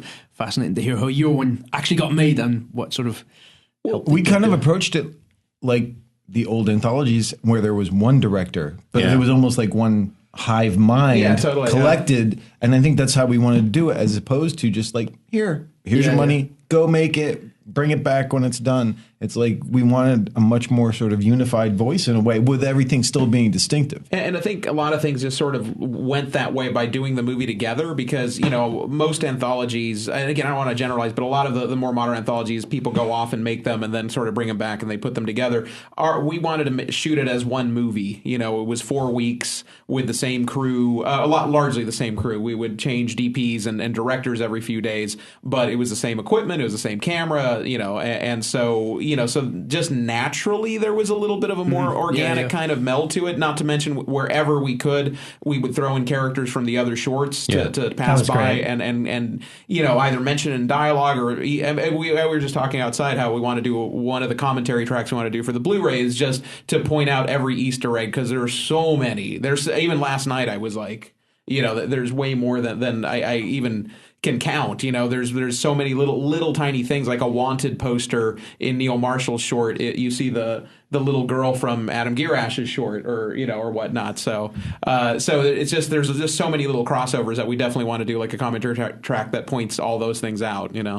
So when you guys were coming up with this film and the location you were, sorry, more important. Where was that? You mean the Jump Cut Cafe? Okay, good. Now we can move on. That's enough about that. And let's cut. We'll express exactly how the Jump Cut Cafe Cafe came into Axel came up with the idea and brought Neil on, and then at Monsterpalooza she told me, and then I believe at a birthday party we started talking about it. But the first convening of the October Society was at Jump Cut, and from there then on kind of became our unofficial office. We had our legal. See, we did something good. I left something behind. People were writing scripts. Yeah, people were writing scripts. We had legal meetings there. We had our first production meeting there. We had we had multiple meetings there. I remember having like the prep for the shoot multiple times with my DP and with the line producer and casting. And you guys saying it's not your fault? Well, you guys are clear. You're good. Initially, we thought about setting the whole thing just at We got originally called Tales of Jump Cut. It's one of the only films where the director credit is shared with the place where you wrote it. Jump Cut Cafe and the director's name on the same title screen. So the Jump Cut Cafe presents Tales of Coffee. Very nice. It was very exciting. So.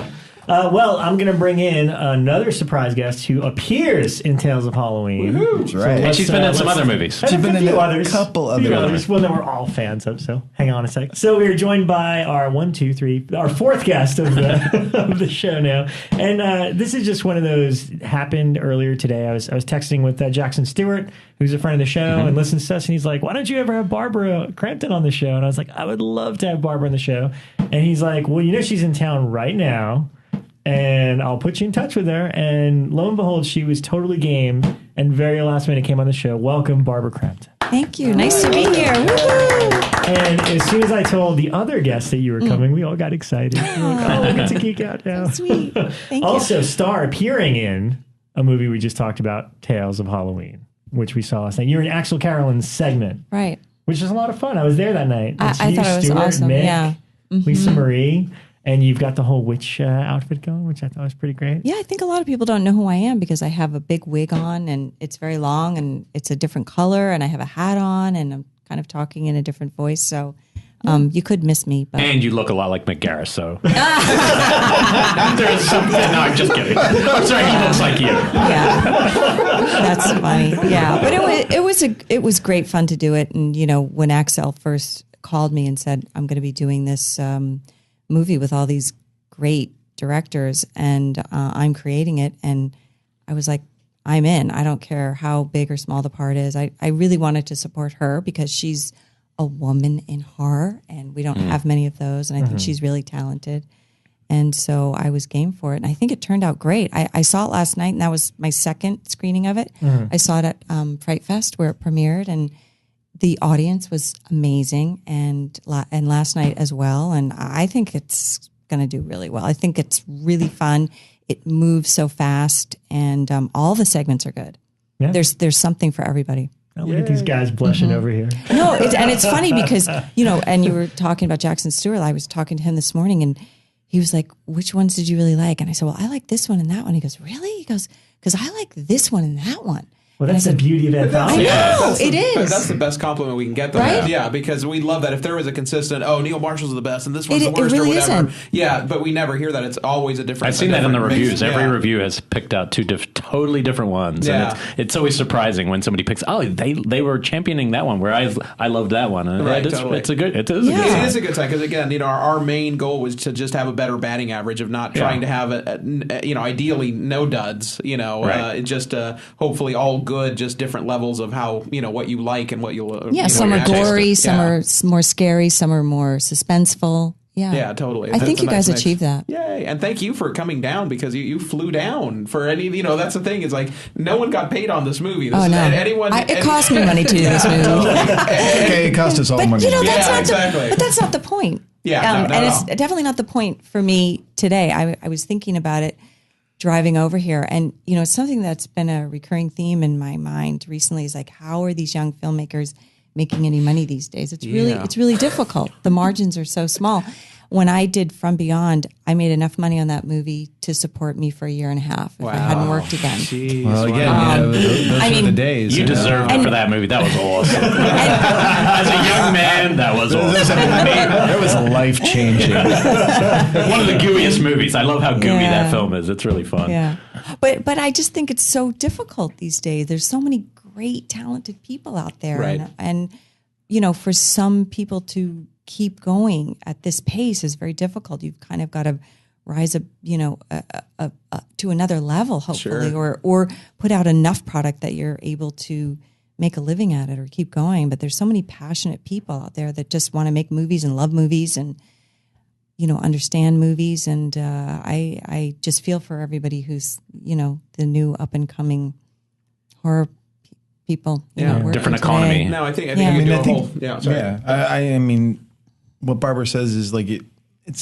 it's so infused in the movie. If it wasn't for all these people giving it their time and just having the passion and the enthusiasm for the project and for everyone involved and just having that community spirit, this movie would not be the same at all. Yeah, for sure. So we're really, really fortunate because of people like you. That's what made the movie. That's what it felt like to me. It's like she called me and she said, "We're doing this movie and, I need you down here in like 5 days. Will you come down?" And I said, "Yes." And I said, I live in San Francisco, so I had another meeting that I had to do, and I thought I'd lump them together. And it just seemed like that's what happened to you guys. Like everybody had friends that they knew, and they said, "Would you be in my segment? Would you be in my segment? Would you be in my segment?" And all of these people came together, and it was almost like there was a little bit of magic involved, and it had a life of its own, and it was driven by passion by all of you and friends. Totally. You gave a lovely speech last night. Oh, thank you. Yeah. I appreciate that. That was very warming. It was from the heart because, it was so appreciative of everyone who came and was a part of it. Because, again, it's like, we couldn't afford even SAG minimums. It's like legally the least we can legally pay somebody for them to show up without it being a crime. That's what that's what we had to give. And again, everyone on screen, everyone behind the camera, everyone there was just there because they wanted to be, and that's magical and wonderful and just needed to be kind of spotlighted. I really feel that's what makes this movie special, and it's just there is a love fest. There's a love. You feel it when you watch the movie. Totally,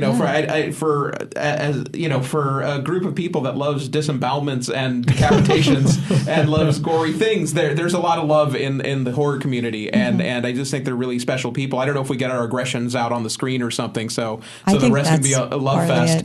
But we just know so many wonderful people that came out, and and again, and we still could keep going and bring more people on because the community is so large. So many people are passionate about the genre that I think they could have included even more people, but we tried to fit as many people as we could in 90 minutes.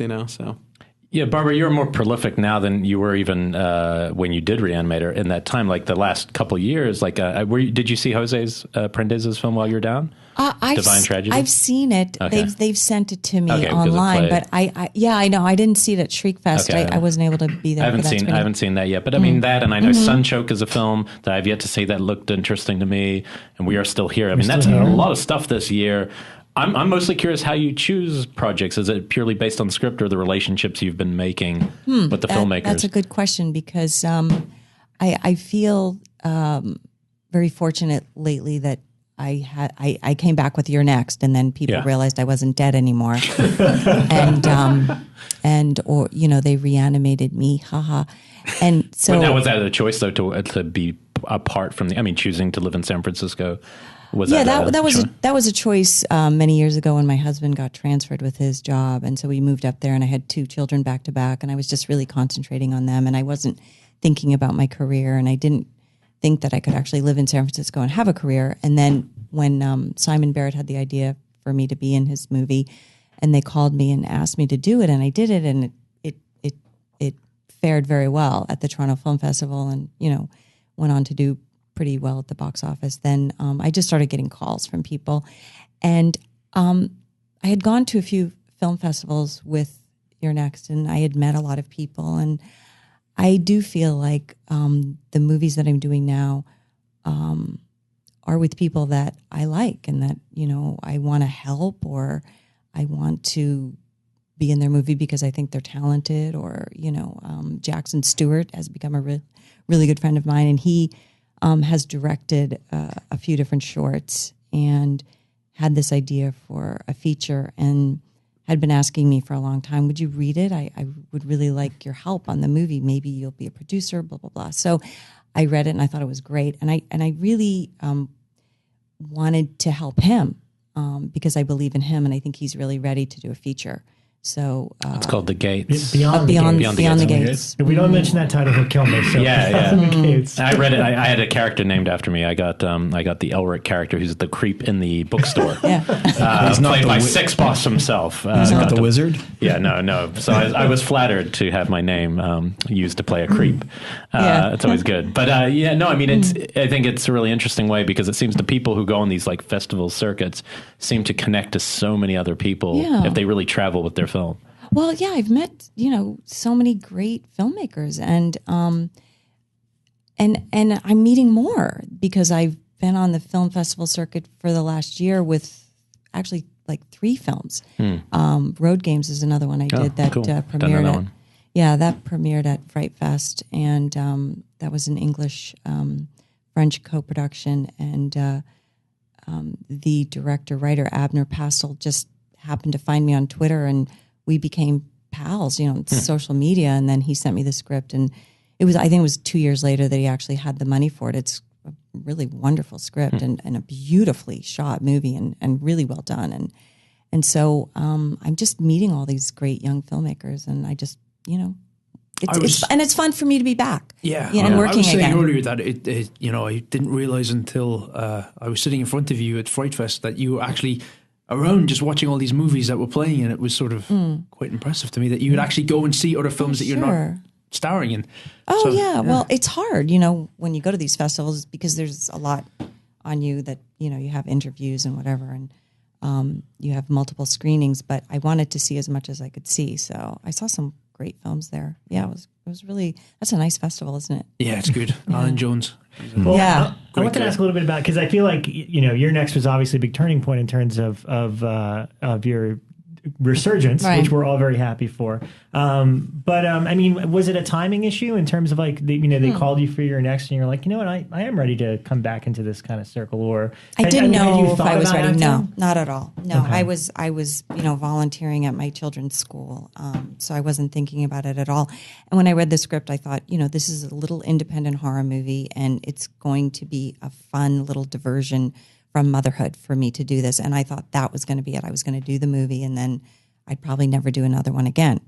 And it just did so well, and I worked with all those cool people. Yeah, AJ still tells me the story of when he saw, he had a freak out when he saw your picture, on the the cast, and on it's the like production wall. It's like, why is there a picture of Barbara Crampton as my mom in this movie? That doesn't make sense. And they're like, she's playing your mom, and he's like, no way. Well, it's amazing. It was pretty cool also because, back in my day in the 80s, it seemed like everybody did their own jobs. You were either a director, or you were an actor, or you were a cinematographer. And now everybody does all the jobs, and everybody knows everybody's jobs, and everybody can do each other's jobs. And, that's part of how you guys, got Tales of Halloween together. There's so many people that you use that can do multiple things. And it was just wonderful to work with Joe Swanberg, who's, brilliant at improvisation, but also a writer and a director. That was actually my favorite. Like, he's one of those, when I see him act, I've never really fallen for him. And in that film, I thought he kind of stole the whole thing. He was hilarious in that movie. Like, his comic timing was dead on for that character. He for a few scenes, he really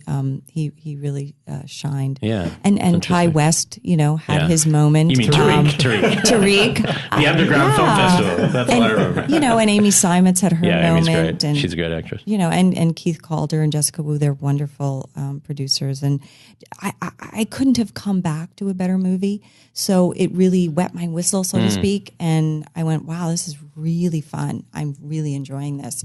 And there's something about just being creative, whatever urge you have to just, continue going with that. And I hadn't realized how much I missed it. I love my children, and I love being a mom. And, I'm continuing to do that, obviously, until they're out of the house. But it's a nice balance for me now to be able to do a couple of movies here or there, every year. Obviously, the scale of production is quite different than the 80s of these kind of movies. What about the directors themselves? Because, you've worked with, Stuart Gordon, obviously you had a great collaboration with, but De Palma, and there's all these people you've worked with at that time.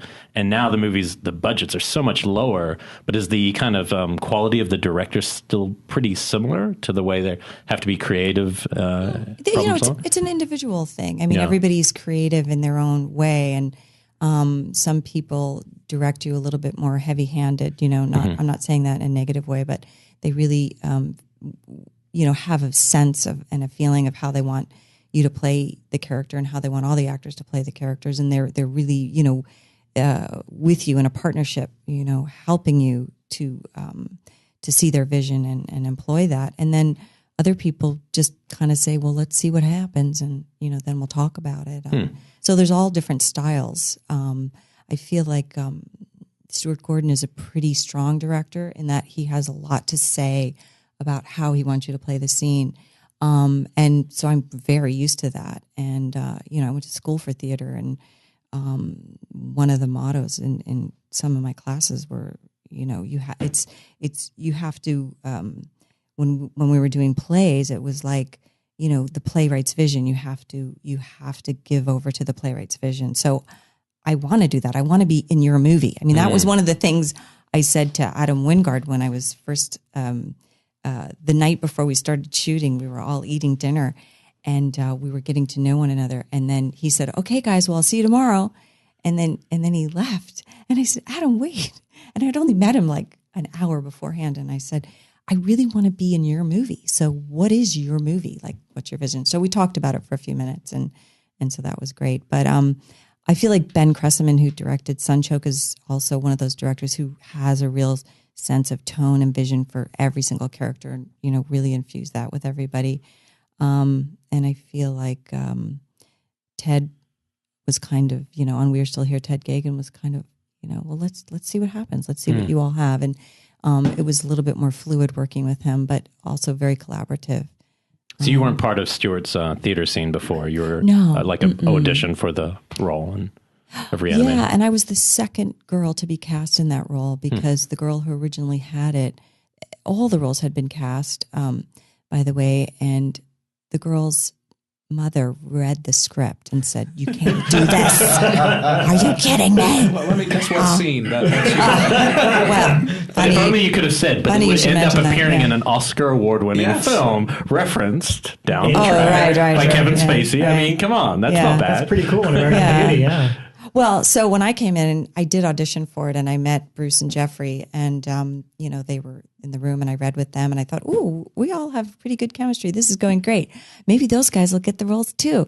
I didn't realize that they hadn't been cast. They didn't tell me that. So anyway, we did have good chemistry, and I wound up getting the role, and I wasn't afraid of any, of the questionable scenes that you might be thinking about. It just was part of the story to me. What are you implying? I wasn't thinking anything. Innocent mind. Rick, where's your hands? All I'm thinking about is why the hell you weren't cast in the... the problem with Bride of Reanimator, honestly, is that it should have been you and Bruce as the couple, and you should have died, because then I would have cared about that character. Like, I like Bride. It's a fine film, but it's not even close to Reanimator, and well, truth. That might be the reason why she's not in it. Why? Because of the script, or because... I don't know what your reason is, but I am curious because it seems like a no-brainer because you were such a beloved character in the first film.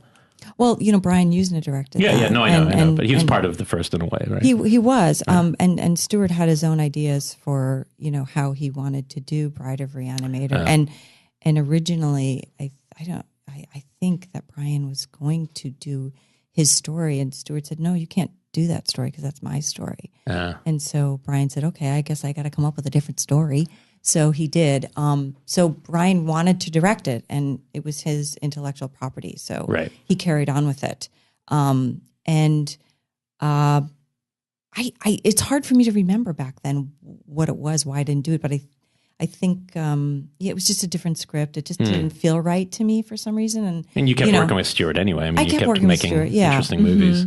It's interesting. You did Space Truckers in Ireland, didn't you? I did, yeah. Trust him to bring up the idea. He was waiting just to say that. Yeah. Well, I want to ask a little bit about your relationship with Stuart, and before you came on, talk a little bit about Full Moon too, but and Charlie Band just in general. And Charlie Band, but I mean, coolest news to come out today on Fangoria was that Stuart Gordon did an episode of Tales from Beyond the Pale season 3, written by Dennis, starring Barbara, an H.P. Lovecraft story. And Richard Band did the music for it. Which story? Yeah. Which is so cool. What the heck was the story? I'll look it up. What's the name of the? I have a bad memory. What is the thing name? on the doorstep? No, it was something that was like a 3-page story that they adapted into a full-on. Oh wow, Okay, cool. That's awesome. Which is the Hound. That's it. Okay. The Hound. Yeah. And Chris McKenna's in it, Mm-hmm. and also musical. and the other guy from what's Stuart Fish's movie? Dagon. Ezra. Ezra Godin. Yeah. is Oh, yeah, in it. Ezra. So it's the three of us. That's great. Mm-hmm. That's cool. Oh, it was so wonderful to be directed by him again. It was great, and we had a rehearsal the day before, and Glenn was with us. Glenn McQuaid, the Glenn. producer of it. And we just had so Irish? much fun. Who is Irish? Yes! Drinking game. Spot the Irish. And I'm 1/4 Irish. Oh, Yeah. I'm half Irish. All right. There you go. All right. I'm half Scottish. Sorry. Way to bring it down. I know. He and let me tell. Oh, this is a funny story. Your listeners will appreciate this. So we have to do kind of a sex scene, but it's just audio, Yeah. right? So we're doing our ooh ah kind of thing, and Stuart says, I think we have to get more specific with this. I think we need to talk about exactly what's going on between you guys. Awkward. Not with Stuart. It's like, it's Stuart again. Typical Stuart. I adore Stuart. I mean, he's like, he's just so dear and close to me. But more is not enough with Stuart. So he's saying that to us, and he says, "Okay, let's talk about exactly what's happening." And really, we all became like, we were, back in 1890s, English, sort of, very repressed, puritanical. I couldn't speak, and I said, I just can't do that. I said, if you want to write it out for me, you can write it out, and I'll read it. But I don't know. Let's just see if we could just get it a little more hot and heavy, and and so we did, and everybody agreed. We were just so shy. Wow. But Stuart was trying to push us as far as he could push us. Do it again, just slower. Yeah, that's good. That's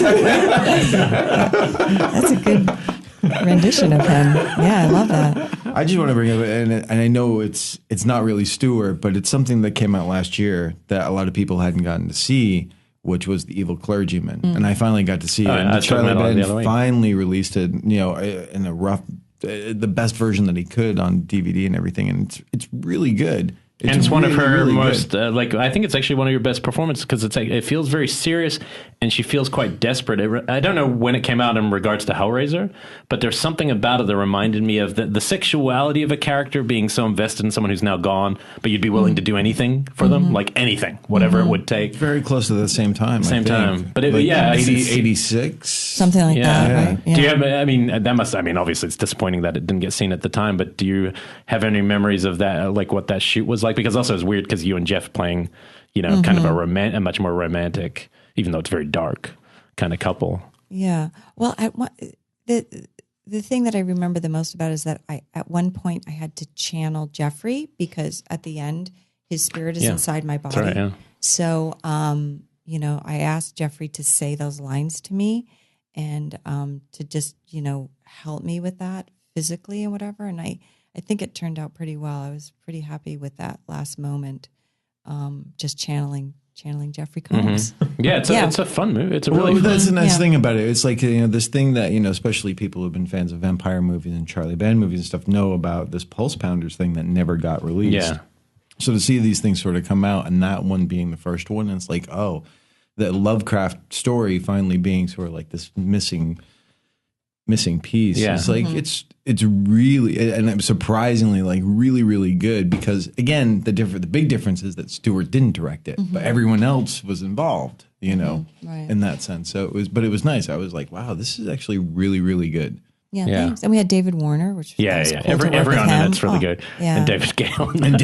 Yeah. As a rat, as a giant rat. I thought it was, I don't know. I always think with Charlie's work, there's a period where, he's doing things that are really at quite a high level with really big production budgets. And it's hard to see it as the same person now because, he's working with almost nothing now when you see these movies being turned out. It's a shame. His imagination is a lot bigger than what he's getting to work with. Yeah. And that's, to me, that's the real shame. It's like getting to work there at that, at that sweet spot, The at least heyday of it. Well, full moon, there was like a lot of activity and there was a lot of cool things and there was money behind it and they were big, as of today, they'd be like respectable budgets now. $3 million movies and stuff like that. You know, they had cool stop motion and cool. They're in studios and that was countries like Romania and places to shoot. And that was nothing. And even that was nothing compared to the Empire days, which was even bigger. Even bigger films. So yeah. You can't wax romantic about that stuff, though, because the golden age is now.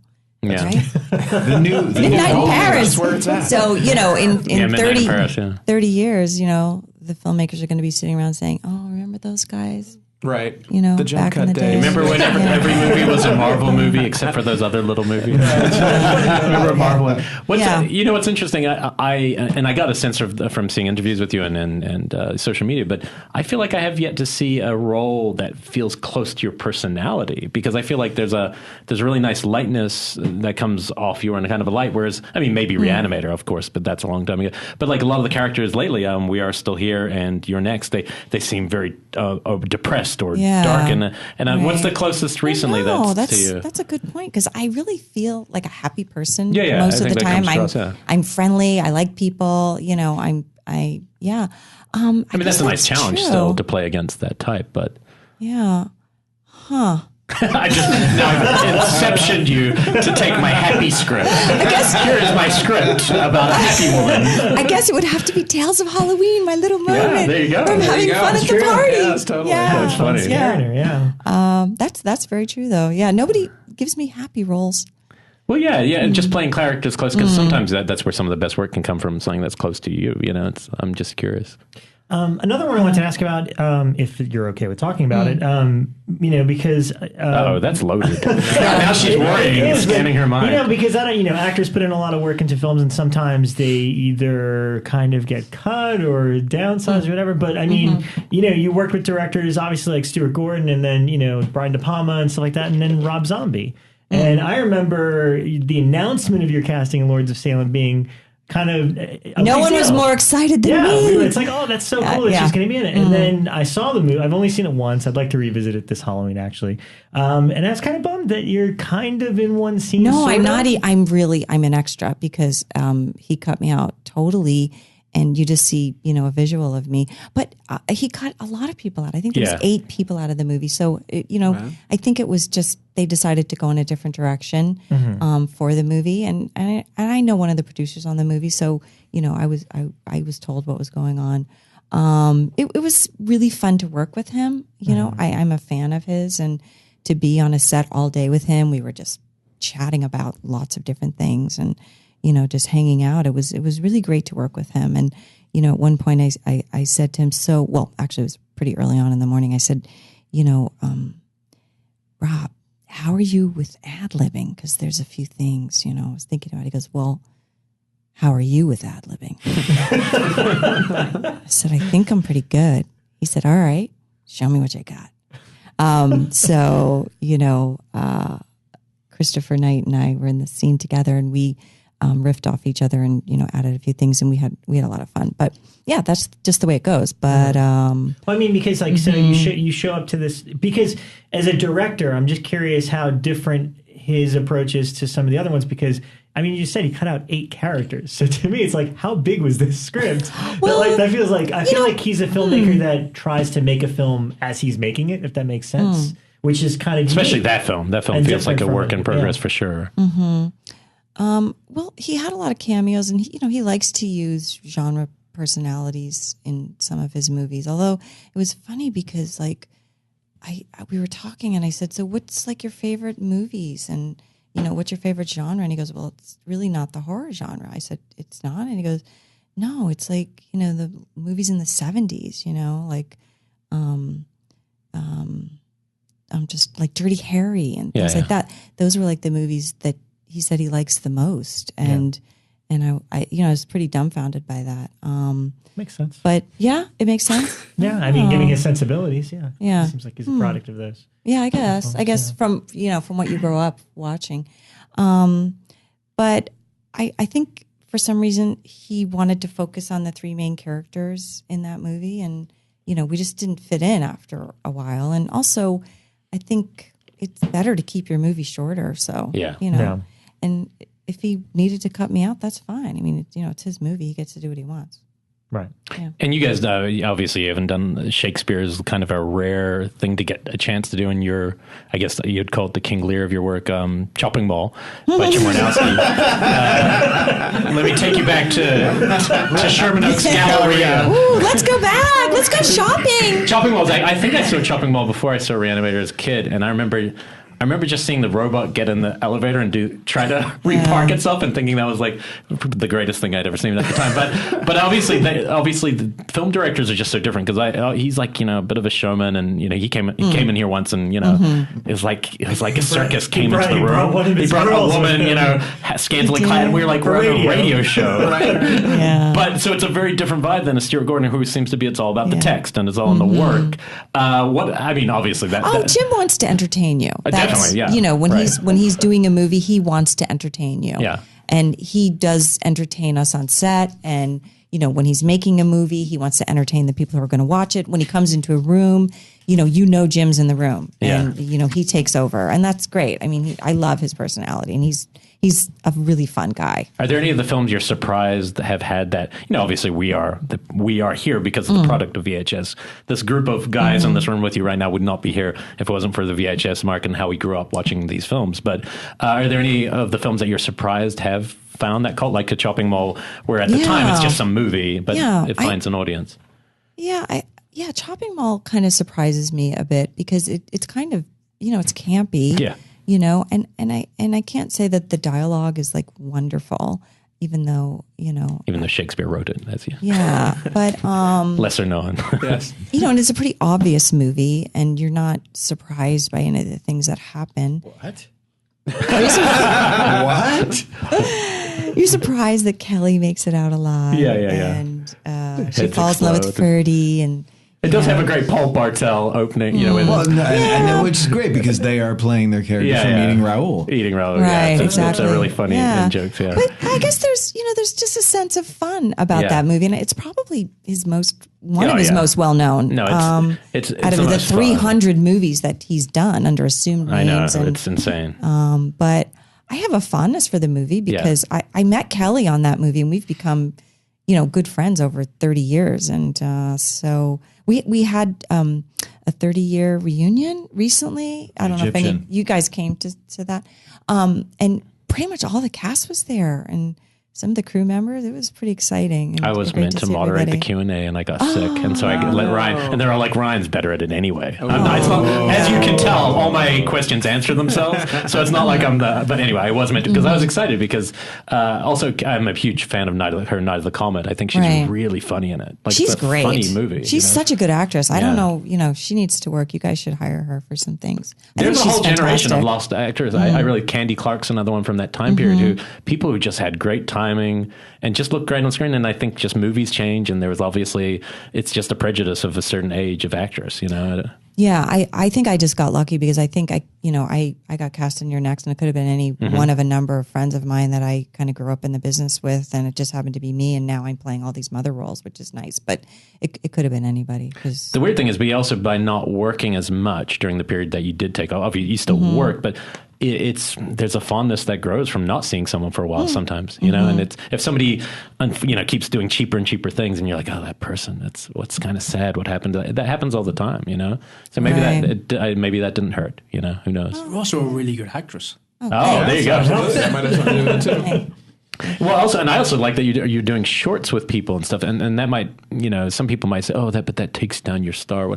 I think that's great. I think you're working on more stuff.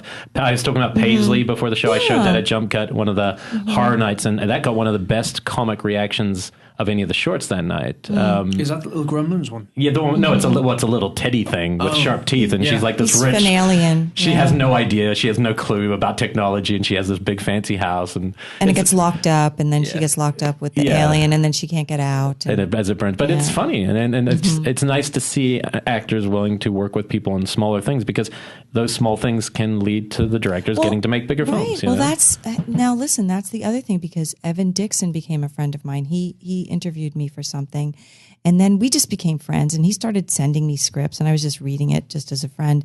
And then he had this short Paisley that he wanted to do, and he said, "I'd really like you to play this part, and I'm going to put you in touch with the director." And I was like, "Yeah, it looks like a fun character, and so I'll do it." And they paid me, so that was nice. Yeah, I got paid pretty well for that. And more than Tales of Halloween. But that's okay. I love Tales of Halloween. I love it. That means they fed you. Yeah, yeah, I didn't get fed on your set at all. Because there was gluten. That's right. Yeah, gluten-free. We don't have any of that. We got Doritos. And so subsequently, after doing that, he had a script that I just fell in love with called The Wildness. And I was like, you have to make this movie. It's about a ski instructor in Aspen, Colorado, who has to fight off werewolves. And I just love this script. And I kept talking to him about it. And he goes, "Why don't you produce it for me?" And I said, "No, that's not what I do." This is before I was working for Jackson. I'm really working for Jackson, believe me. If you know Jackson, he's not working for me. I'm working for him.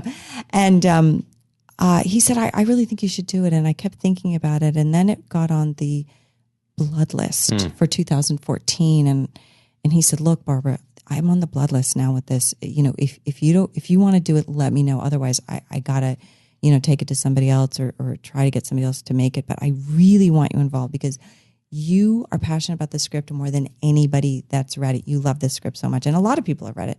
And I said, "Okay, I'll do it." So I sent it around for 6 months to a lot of different people that I knew, and we have an option on it with a company now. So hopefully it's going to get made. Do you ski? Wow. I grew up skiing. Yeah, my father was a ski instructor, and I grew up part of my life in Long Island, and then we moved to Vermont, and I grew up skiing. He's from Long Island. Yeah. Oh, that's right. I'm from Vermont. Talked about that. Yeah, we haven't. But Dennis, the Star Yard guys, came up to me at the Dennis, screening mm-hmm. and they're like, "You know that Barbara's from Long Island too?" Yeah. I was like, "Oh my god!" Yeah. Wait, where'd you move to in Vermont? Rutland, Vermont. Oh. Yeah, I grew up in Vermont. Where? Richmond. Oh, okay. Wow, that's amazing. And Travis is from Vermont. Travis Stevens. Yeah. Wow. Yeah, I love Vermont. I miss it. Yeah. But I grew up skiing at Killington. Yep. And so I love to ski. Bush. Is that where Bernie Sanders is from Vermont? Yeah, right. Okay. Feel the burn. Yeah. We do. Yeah. Topical. That's funny. What I'm curious about though is when did you get now I don't think you were probably when you did Reanimator I'm such a big horror fan or anything. No. Like the rest of us we were sort of born into it. So right. When did you finally sort of resolve kind of get the bug about it and going, okay, this is the genre that I'm going to be known for? It's really only recently because like an actor in Hollywood, I audition for everything and you get cast in what you get cast in. I audition for commercials and movies of the week. And you did a soap opera for a long time. I did 4 different soap operas, one for 6 years, but 4 different ones for different periods of time. And, I was cast in Reanimator. And so after that, I loved working with Stuart, obviously. We became so close and then worked with him again a few times. And then, people kept asking me to be in movies, but I wasn't really a horror fan at that time. And I have to, I was a horror fan to the degree that I watched all movies, and I like any good movie. But I don't feel like I really gravitated towards it until I did Your Next, and then I went down to Fantastic Fest, and I met all the guys down there, and those love movies. Fuckers are crazy, right? They love movies. Yeah. So I just felt like I was so welcomed into the community, and since I hadn't been around, all of a sudden there was Facebook and Twitter and all Instagram and all these social media sites that I wasn't on. And Simon Barrett said to me, Barbara, we're not going to be able to keep in touch with you unless you join these sites. And I said, "You're not?" He goes, "No, we're not going to call you on the phone. He's so we're not shrewd. going to be emailing you." And I was like, "Oh, okay." So he was the one that talked me into joining all the social media sites, and then I got to keep in touch with people. And then I realized I was part of a community of really wonderful, creative people that were inspiring me and had been inspired by me when I was younger. So then I thought, okay, wow, I guess I'm a scream queen. And I swear to God, I didn't really realize it until You're Next, until the Toronto Film Festival and Fantastic Fest. And then I went, okay, I'm going to embrace this because I'm having so much fun working. I really hope somebody's going to ask me to work again. And there was a period maybe of another year really before I got another role. I think Chris Harding put me in The Last Survivors. He was he works with Chris and Jess at Snoot Entertainment, Keith and Jess. Stars another one of our cast members. Oh, that's not the one that was called Boo Boo. Stewart. Boo Boo Stewart, yeah. Is that the one that was called The Well, or is that a different The one? Well, yeah. Oh, okay. I wanted to see it when it was called The Well, and then I didn't recognize it when it had a different title because it played the LA Film Fest and it looked good. Yeah. So then I was just thinking, well, okay, if people want to be able to reach me or talk to me, I guess this is how you do it. So, and then I joined all these social media sites and just kept in touch with people. And then people started calling me, and I feel like it has to do with, being part of a community and going to karaoke. Right. There you go. Yeah. With Mike Mendez. Are you going to karaoke? When is it? Monday. I'm not going to be here. Damn it! I'm leaving on Monday morning. What's your song? Yeah. I'm not a very good singer, so I think you sang when the first time you came. I thought you sang. I did. Yes, I sang with AJ. With AJ Bowen. Yeah. I Got You, Babe. That was awesome. I Got You. Duets. I do that song a lot. And then These Boots Are Made for Walking, which is so easy. So I can do that one. And I just have a few here and there. But you guys are so tough because it's even hard to get your name on the list. Unless you go early at these, you're so competitive at the karaoke. I you swear. You haven't seen them at trivia. That's another level. She doesn't want to see us at trivia. No, but I have to say, all you young people have, reinvigorated me with feeling like I love working again and love being in this community and just hanging around with everybody who's so creative. And what's interesting that you matter to people, it's not like it might have been seen at some point as, it's exploitation films, but you realize there are more than that to this generation. That these are the things we loved and we wanted to make. They weren't just something we watched for titillation. They went way beyond that. Well, and I don't feel like the films, or maybe I didn't know, and maybe I was too young to realize, I'm being exploited. But to me, every character that I've ever played, whatever she's doing, I've wanted to make her smart. Well, I think it really comes across in From Beyond. It feels like you really are an empowered character in that. It feels, especially the sexuality. Well, she was written that way, but I even think Meg in Reanimator, I tried to make her smart and tough. And, Jeffrey calls her a bubble-headed co-ed, but I didn't play it like that. And, Stuart wouldn't have wanted me to play it like that. Do you get that film? Like you were talking about how kind of your next kind of clued you into, the genre. But do you get, like, if Reanimator is playing to say The Egyptian, people go bonkers for it. It's one of our favorite movies, I think, for the most part here. Do you understand what it is about that film? Can you see it objectively, or it's just too close to you were there? I guess I can see it more objectively now. It's been 30 years, but I think the story is interesting. The comedy is great. There's a lot of horror in it. And, Jeffrey Combs' character is amazing. It's a mix of Stuart's writing of the character and his portrayal. I just think there's a lot of elements that this really worked very well. I will say that we rehearsed for 3 weeks before we did that film. And I really highly recommend that. Stuart came from a theater background, and really all of us did, Jeffrey and Bruce and I. And so we rehearsed all of our scenes multiple times.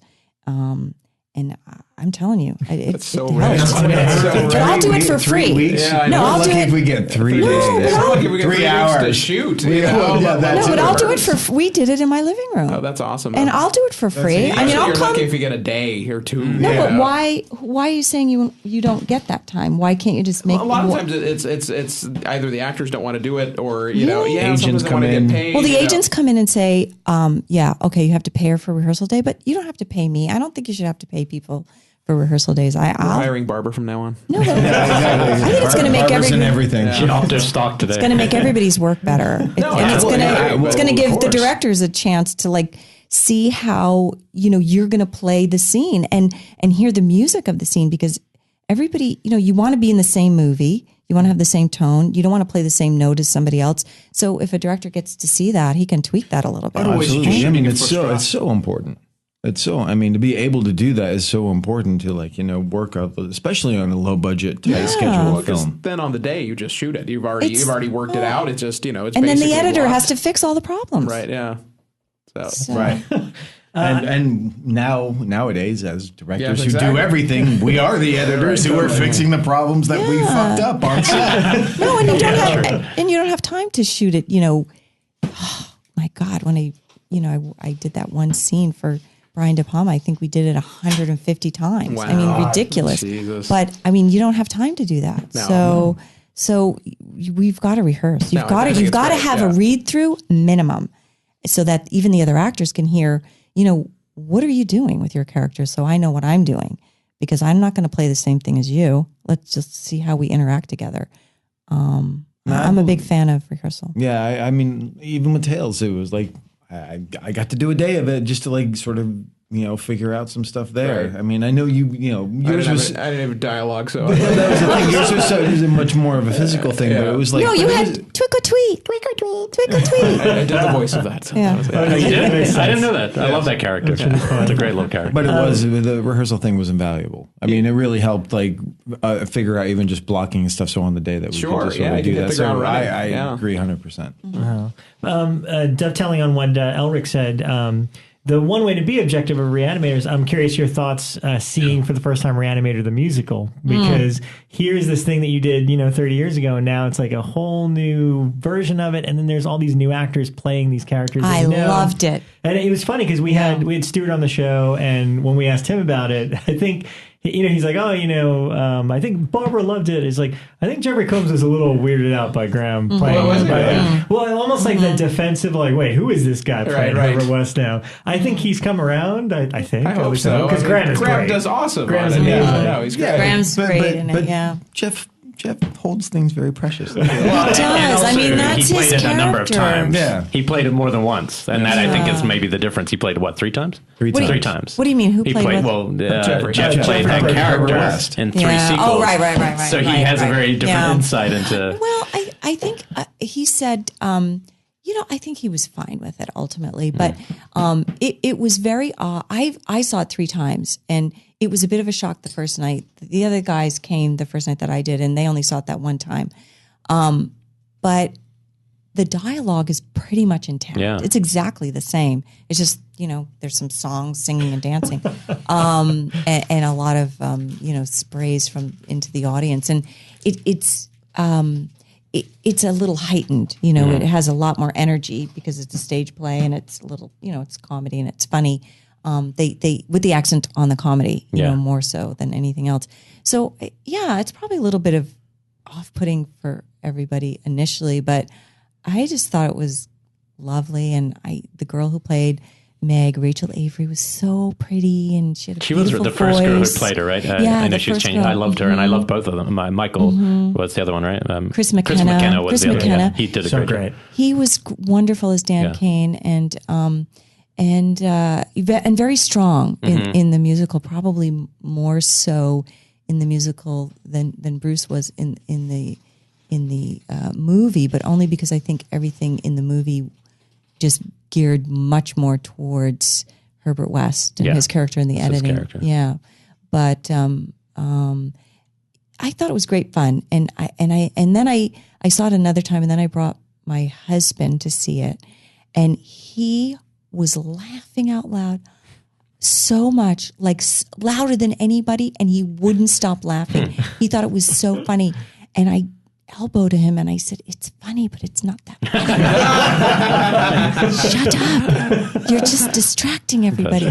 But he just thought it was great. I couldn't believe how wonderful it was. It was so tight, and the songs were great, and the energy was fun, and and Stuart comes from the theater, and look, it's been hard for Stuart to it's hard for anybody to get money to make movies, and he's been having a hard time, and he's like, fuck it, I'm just gonna do what people know, and I'm gonna reinvent it and sell it as this, and that gave him a rebirth. I think he he loved doing it. He loved working with all those actors and being on the stage again. And then Nevermore, which is one of the greatest things I've ever just seen, period. Right? Yeah. Like where you're just like, that's one of the most beautiful performances ever. So, so it's great to, it's cool that he's working with the same writer, same composer, he's very loyal to the people that he's worked with before. Yeah, the musical just captures the spirit of the movie so well. I mean, that was what I loved about it. It was just like an 80s film just brought on stage. It just was like, this brings me back to the first time I saw it. Right. And just, I don't know, it was just so wonderful. And I haven't seen the other stage adaptations of other movies. Hasn't there been like an Evil Dead one? And then I haven't seen that either. And nobody's seen it? I saw the New York Evil Dead. I don't know what it's like in Vegas, but in New York it was amazing. Like so much fun. Yeah.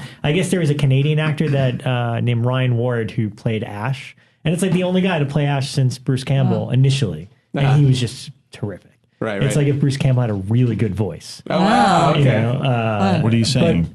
That Bruce can't sing. I don't know. No, but yeah, I loved it. Yeah. Yeah, I need to see it. It's only in Vegas. It's never hasn't been in LA. I don't think ever. Is it playing in Vegas now? Yeah, it's been. Yeah, it's kind of like a fixture there. Yeah. So. And I saw Silence a few years ago. I heard that's great. The Silence of the Lambs musical. Really? Oh, weird. Amazing. And someone did a Scream musical. And, there's Carrie now, right? And there's Carrie playing downtown. But see, then you're talking about films that have such a different spirit. Yeah. And Reanimator had a spirit that I think made sense to it. And also, you have the person adapting it who made it. Well, that has to be super rare. Yeah. Well, there's I'm sure that never happens. Opposite side, the Fly opera. Oh yeah, Cronenberg. Just a freaking disaster. Did he do that? We saw David Cronenberg and Howard Shore, the composer. Yeah, and it just didn't work at all. Oh, that was rough. It wasn't good. So didn't work. It was. I'm going to transport myself to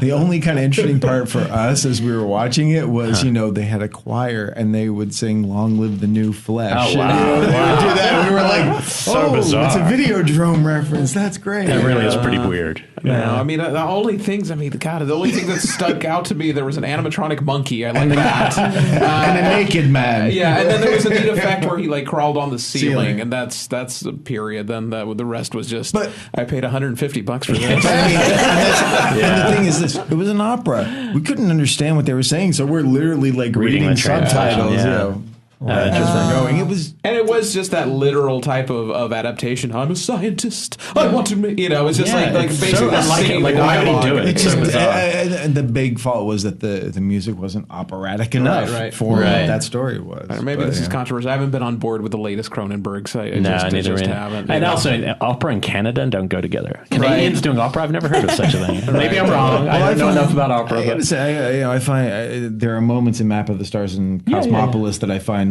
really fascinating, but I also feel like it's and since History of Violence, which I think is the last really great Cronenberg movie. I'm okay but with again, it's it's so much of the stuff. I mean, he's relying on dialogue to drive the films at the moment, not the visual. I always find it really interesting too when these directors who were auteurs who were writing their own material stop. Yeah, and it just sort of feels like they're going to material that is kind of like what it's what they're attracted to, but it doesn't have their voice, and that just makes it feel just off. I feel the pop culture reference in the Map to the Stars or Map to the Stars.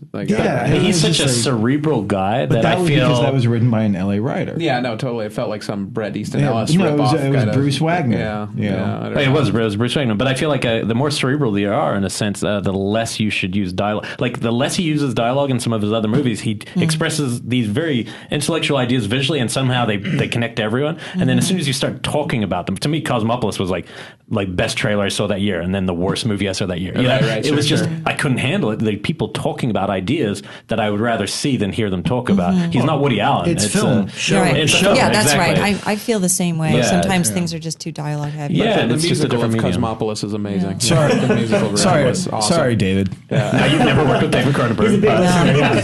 I am curious, because I have two little boys, and one's 4 and one's 2, and the 4-year-old I keep trying to get into Scooby Doo, and he's too scared. He keeps going. That's too scary for me yet. So you showed him Reanimator instead. Some people do at those ages. I think we were at a screening. I don't know if anyone was here at the Sam Raimi and Bruce Campbell did a screening of Evil Dead. And they at the halfway point they go, we had an email that was kind of crazy, and there's a 7-year-old kid who has seen this movie 70 times. Wow. And the mother's here, and they walked him down to give him a prize. And I was with Matthew Carey Holmes. He goes, "That's wrong. That she should be arrested. Go get her. I saw it when I was 6. No, You did? Yeah, totally. No, Well, it's a Creepshow Your 5. parents knew? Yeah, my parents took me to Hills Totally Have messed me Eyes up. when I was 4. Oh my God. Hills Have Eyes? So Oh my- were they horror fans? No, they just didn't want to pay for a babysitter. Right. They probably think you won't get it. Right. Yeah, Like, no, you'll it's be just like- like, this is cheap entertainment. This is, hey, kids are $1. Great, let's bring them. And one of my earliest memories is the canary being squeezed and the blood drinking. Yeah, that was honestly one of my earliest memories in life, But what's weird as didn't fuck me up or anything. No, but that's the thing. Yeah, but that definitely that started you on a career path at such a young age. But don't you think that's You can't guarantee that it's going to take you down the path. I think about this all the time. I'm like, because when it's your own kids, it's different. So, because Sean Keller, our friend, showed his kids really young, like Martyrs, and we're like, Martyrs is a different level, dude. I'm sorry. At what age did he show Martyrs? I don't know, like 10 or it something. was a couple weeks ago. Wow. No, he showed Martyrs. No, it was even years. Clay was really. He just showed him something else really messed up. That I'd be like recently though, like there's no But it's twofold. way. What I'm getting at is twofold because as a young guy, I think back now to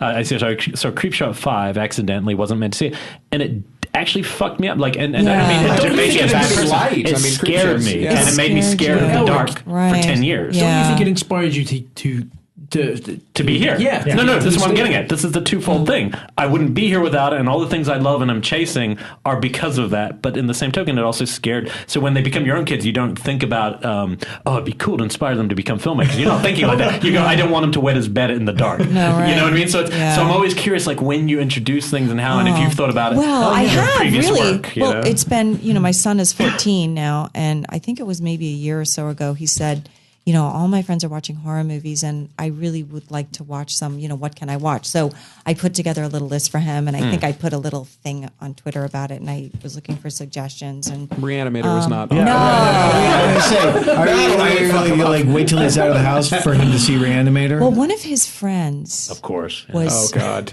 searching online because he knew I was an actress and Googled Barbara Crampton, and so what came up? Thank God, what came up was me in the leather. That's all.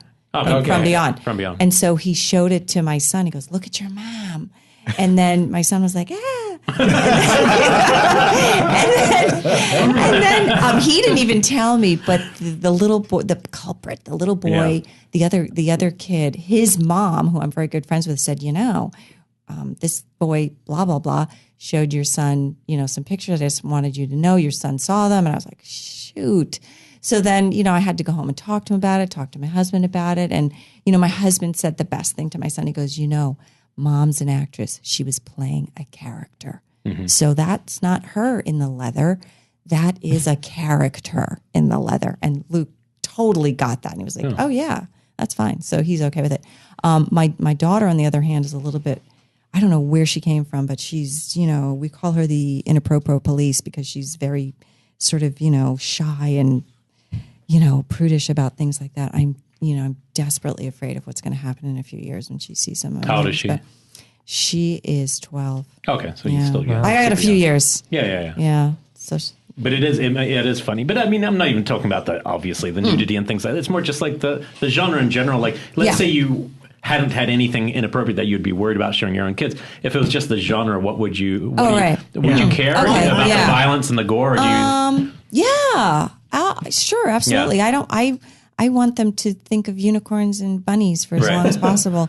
No, that messes him up way more. I don't know when the right age to start true. him off. I don't know. I think my son's at the right age now. I mean, he loves The Walking Dead, and he watches every episode, and he has to watch it alone. That's pretty intense. That's more That's than pretty R-rated intense. movies now, right? so. He loves that. But And even when you think about it, look at Disney films when they were real before Frozen. I mean, we're talking Fantasia and things like that. Yeah, oh my God. they Sleeping were. they were Beauty. scary. I remember Fantasia Monstro being was scary Yeah. for a kid. Bambi. Yeah, that movie was scary. Scary. Yeah. At times. Did you have They were Watership emotionally Down? more disturbing. What's that? Did you ever watch Watership Down? Oh yeah, that's sure. that's That's the most not for devastating kids. thing It's about not it. for kids, and I saw it, and I was like, Yeah. But it was animated. Everyone thought it was for Right. kids. So it was Yeah. like, hey, watch this. So that, that I just feel like you would have crying. a powerful position of giving them context, which could change Yeah. when you discover this stuff alone in a dark room and you're really young. That's when it fucks people up. But if your mother or father sits you down and goes, "Okay, this is what this is," just so you understand what it is. But this is the thing with my son. He only wants to watch The Walking Dead by himself in the dark alone. He doesn't want me to watch it with him. I'm like, you could watch the movie with Barbara Crampton. Yeah. Don't you know who I am? He's like, yeah, you're my mother. Get out. So he wants to be by himself. Yeah. But yes, but we do talk. Actually, we do go to some movies together. And when there is a movie in the theater that he wants to go to, I'm the first one. He says, Mom, will you take me to that movie? Although he saw The Visit without me, and I was really mad because I wasn't available, and he went with his friends, and I still haven't seen it. But he saw It Follows, and he quite liked that movie. Did you do any kids' films? I don't even know if you were anything appropriate that they could have seen. You're just way too racy for that. I did a movie. I did Jesse Eisenberg's, one of Jesse Eisenberg's first movies. Oh, really? It was called Lightning Storm of Destruction. Whoa. And Stacy Keach was in it. And I love Stacy Keach. Was he cool in real life? He better be cool. Okay. Most of my scenes were with him. All right, I'm okay as long as he's cool in real life. Yeah, it was great. No, I had a fun time working with him. And Jesse Eisenberg was like 16 years old or something, and he had to save the town. The town was getting struck by lightning or something. I don't know. He had to. It didn't have power. He had to harness the lightning and save the town and give them power or something. And he did it. He was quite good. I still think we need to talk to everyone about Halloween. Yeah, no, Halloween traditions and stuff Halloween like that. Yeah, that's the thing. We don't want to start. Yeah, I figured we do a couple of fun, quick roundtable Halloween style things. The one I just answered this question. I did a Q&A thing on our website this week, and one of the questions was your favorite costume that you've ever done. I think I could probably answer Elric's because I know that you were. Last year probably was my. Your Dress to Kill one is pretty. Dress to Kill. I did Dress to Kill, and I did Herbert West the year before I met all of you. Yeah. I have to find the photo, but I did it before Reanimated the musical came back, so it was before. It was kind of in the conscious, and I swear it was West Hollywood. I just got to LA. I think I nailed it. Like I went to I had no idea what I was going to go to, and went to one of those Halloween stores, and I saw the green glowing goo, and then I saw like a nurse kind of doctor uniform. It was like boom, boom, boom, hair, fake glasses, and I went down the street, and I swear, not a fucking single person knew who I was. And at one point, I'm walking along going, how can people not remember that? I saw a good ash, Right. And then at one point, there's a group of Japanese guys, and they all go, oh, Reanimator. And they're all like hailing me. I was like, wow, like only the Japanese remembered that character at that point. And I feel like it's had another big upswing since then. But last year's was...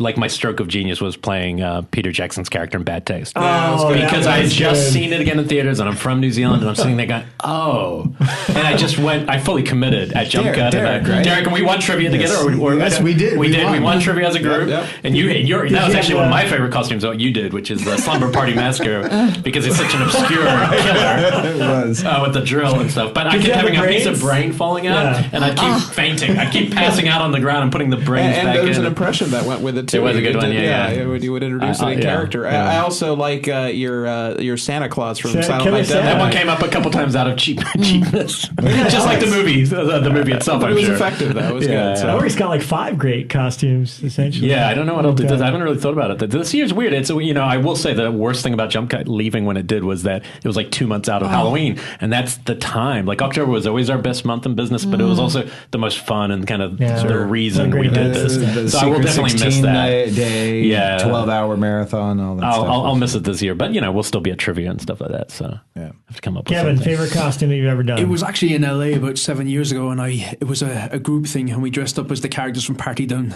and the costume designer actually stopped us on the street. There was a sitcom that Adam Scott was in called Party Down. This is so obscure. I don't even know what you're doing. It was awesome. It's not scary, but it was like huge in Ireland, I guess.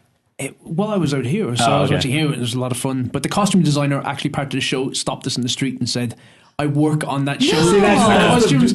This is amazing. Can I get a picture with you? That's the beauty of being in LA. Was there much in Ireland? Because I know New Zealand, there's no Halloween in New Zealand. Halloween is an Irish holiday. We gave the world 2 holidays, Paddy's Day and Halloween. Oh, is that right? Yeah. It comes from Ireland? Halloween 3 does the whole thing about it with Sam Hain. Yeah. They pronounce it wrong. It's Samhain. Oh, that's right. I guess so. They pronounce it Samhain, but it's Samhain. Then why are they going to Scotland? I don't know. It just got Halloween. The movie, I think, had a lot to do with it. Yeah, okay. We didn't have pumpkins. Everything else we had, but Halloween was a big thing. Gourds. But we would. Did you have trick or treating though? Was that big? Yeah, trick or treating. But we would do a lot. It would be a week thing where we'd build up, and you'd sort of take eggs and make them rotten and make flour mixtures, and you'd go around the streets just egging friends of yours and stuff. It was this big riot that would happen every Halloween. Tales from Halloween 2. Yeah. We've got our part. It's in Ireland. It's an international version. That'd be cool. Each one set in a different country. Yeah. It never used to happen in the UK though. It was just Halloween was not a thing that was celebrated. I was one of the only people in New Zealand doing it. I remember as a kid, people would invite us into the house. They'd be like, oh, kind of feel sorry for you and go, come in. We'll find something in the fridge. Do you want juice? And you'd just be like, and you're in someone's house. You want a sandwich? Yeah, it was so bizarre. That's pretty funny.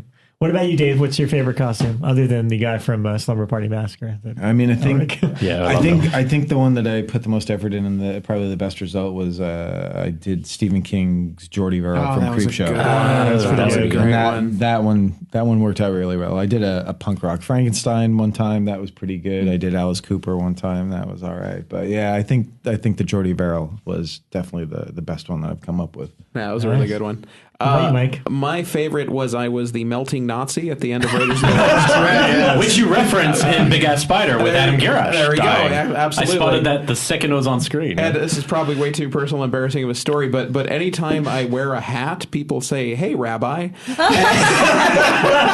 I'm Salvadorian. I'm Latino, you know. But I had a long coat and a hat and the melting face, and I thought people would go, you know, you're the melting Nazi, and then they would go like, "Oh, you're a melting rabbi." I think that was a homeless when person. Costumes go wrong. Yeah, totally. So this time he's going as Prince of the Gypsies this year. Yeah, right? I don't know. So that was a good one. And then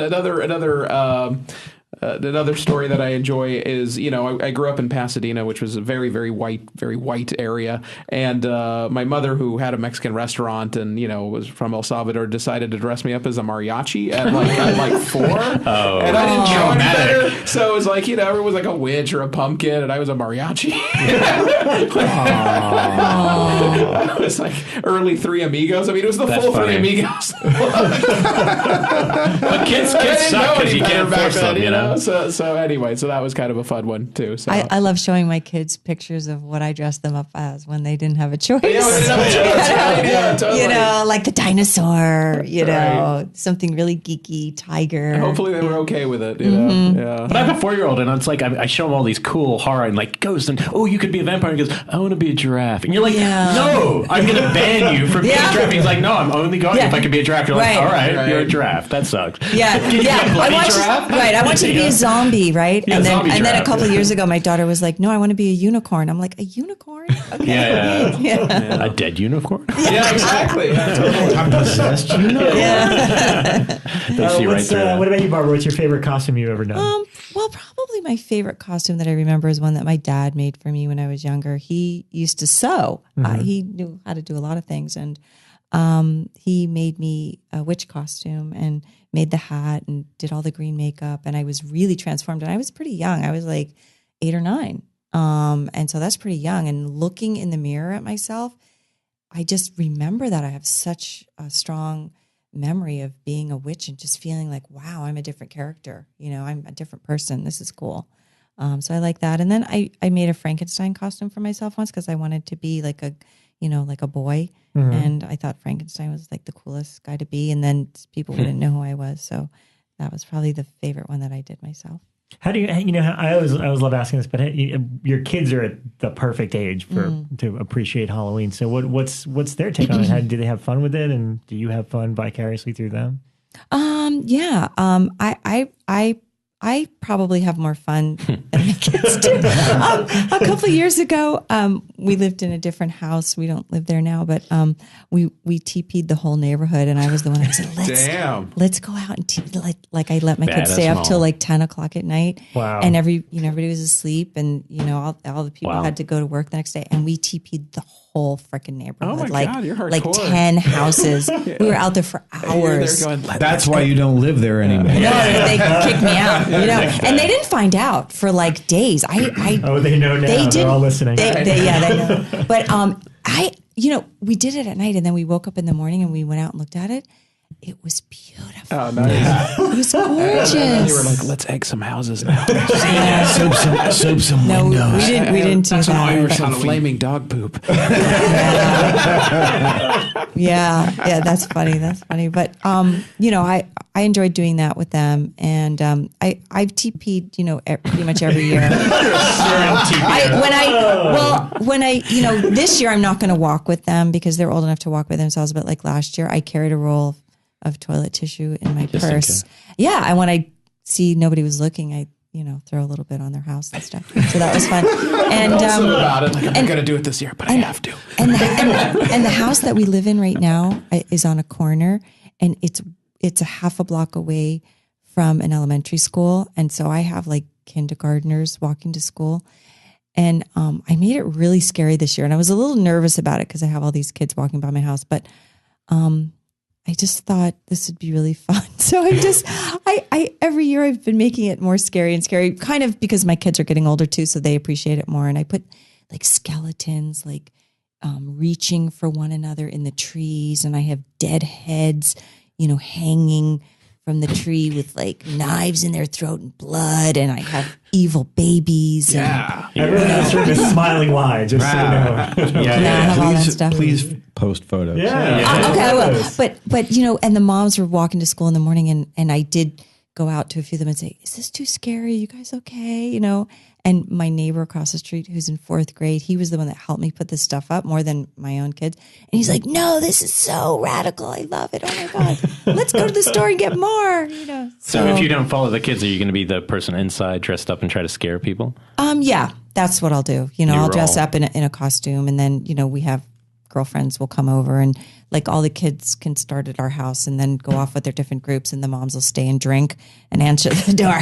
"Hello, children, what would you like?" It's the best holiday. It's fun. It's so fun. Everyone can interpret it different and do different things with it. It's So really what's great. the ultimate Rob G costume? Oh, I mean, it's pretty obvious, and I posted a picture of it recently, but only because it was the most obvious and cheapest. But obviously, my Norman Bates was pretty great. Oh, sure. And that's because my grandmother, dressed like his mother. So I paid $7 for the wig. I took one of my grandmother's dresses and put it on, and just took the knife out of the kitchen, and I was all ready to go. It was pretty amazing. That was good. And actually, I liked for one of the jump cut things I did. The Phantom. I just bought a cape, and I bought like a white mask and cut it in half to do the Phantom of the Opera. I thought that was pretty. There were some amazing costumes at that. I think the one that I loved, one team went as the American Werewolf in London. They're all backpackers, and they're all bloodied, and it was really cool when you see what people go through as groups, and it's so creative, right? Yeah. It's I don't know what I'm going to be this year. No, I haven't figured it out yet. I know 2 weeks out, and I still haven't figured it out. It's kind of cool when you leave it to the last minute. Teen Wolf would be pretty great. What? Teen Wolf. Oh yeah, Teen Wolf. Teen Wolf. Before we wrap up, what about let's just go around and not necessarily traditions, but maybe a tradition you want to do this year. Is there something that you haven't gotten to yet, or whatever that? I want to TP Barbara's house. I just want to go TPing houses with Barbara. Yeah, totally.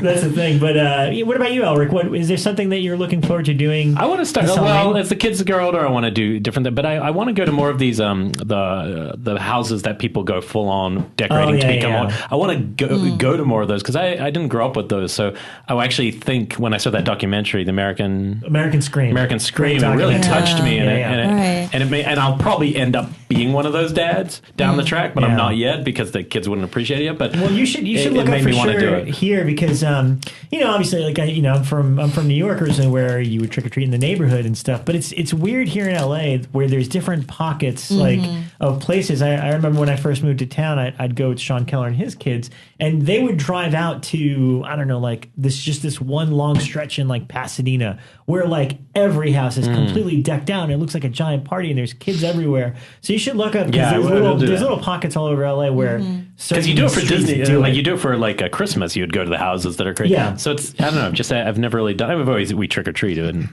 I just would like to push it somewhat, But I don't know if I have. I feel like we're still in transition to becoming our own doing our own things besides Well, your kids are kind of little, They too, are, and it's still fun. Well, the you last want to do it in your neighborhood. When they turn 3, they start to want to knock on doors and get candy, which is fun, And then you hide all the candy. They don't get to see any of it. Well, don't do that. Yeah, you don't know what could happen to you. You could get your guts ripped out by that Leave some candy for Sweet Tooth. Sweet Tooth, yeah. Yeah. Kevin, are you going to still be in town for Halloween? I am. It's going to be my first Halloween in the States. Wow. I'd like to actually visit the actual street that Halloween was filmed on, because I saw Ryan Turek posting pictures. Oh, from yeah, there. South Pasadena. Yeah, I'd love to actually. I'll show you Street. where all those locations are. I love that.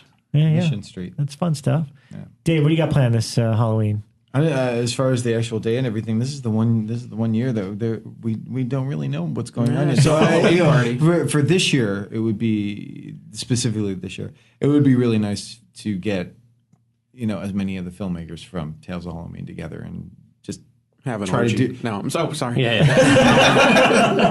that not where you were going with it? Oh, I'm so embarrassed. Your ratio wouldn't be great. But there's one woman and I think 12 men. So have fun, Andrew. That's all right. Par for the course for this movie. That's funny.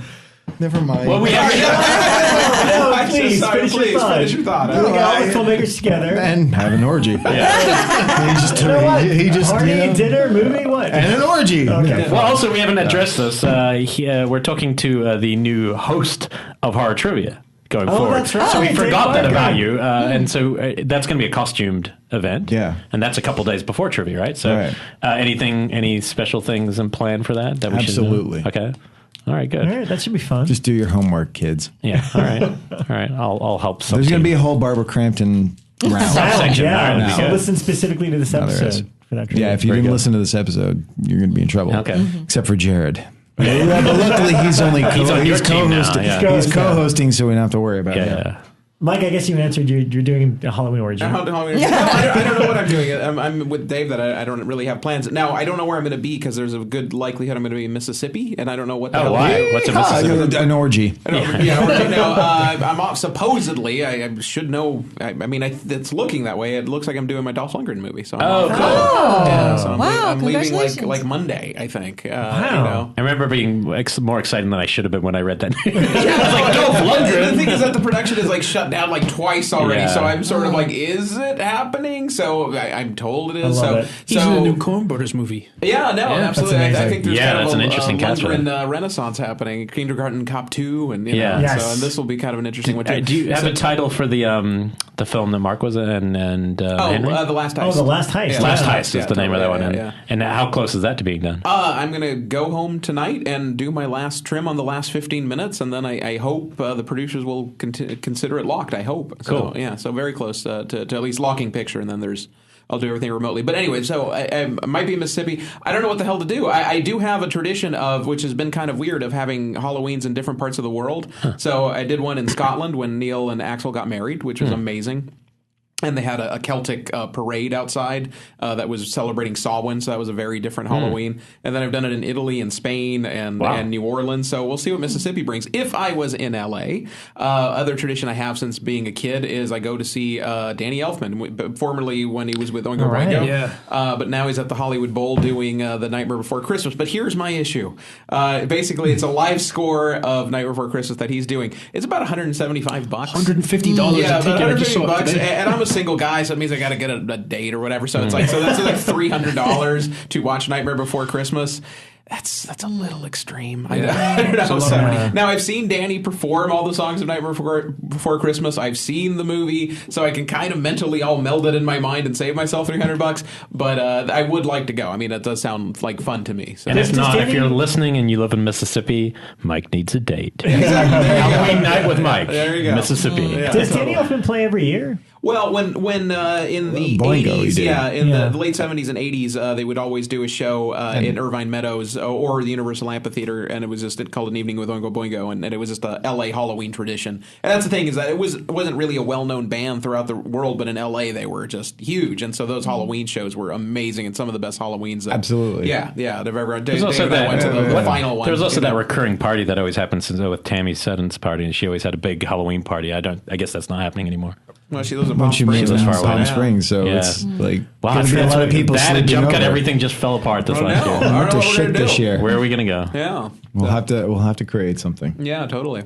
And lastly, Barbara, do you have any traditions or things you're looking forward to for the remainder of Halloween? Well, I have a few more days here in Los Angeles. Then I'm going to New York, and I've never been to Halloween Horror Nights. And so my agent was going to go on Friday with his son, and he was like, "Do you want to go?" And so I looked for tickets, and I can't get the front of the line pass, but I can. And I really want the front of the line pass. Yeah, you need Get the front of the line right? pass. And so I kind of want to go with them, but I don't think I can do that because there's none available. Tomorrow night I could go, but I don't have anybody to go with.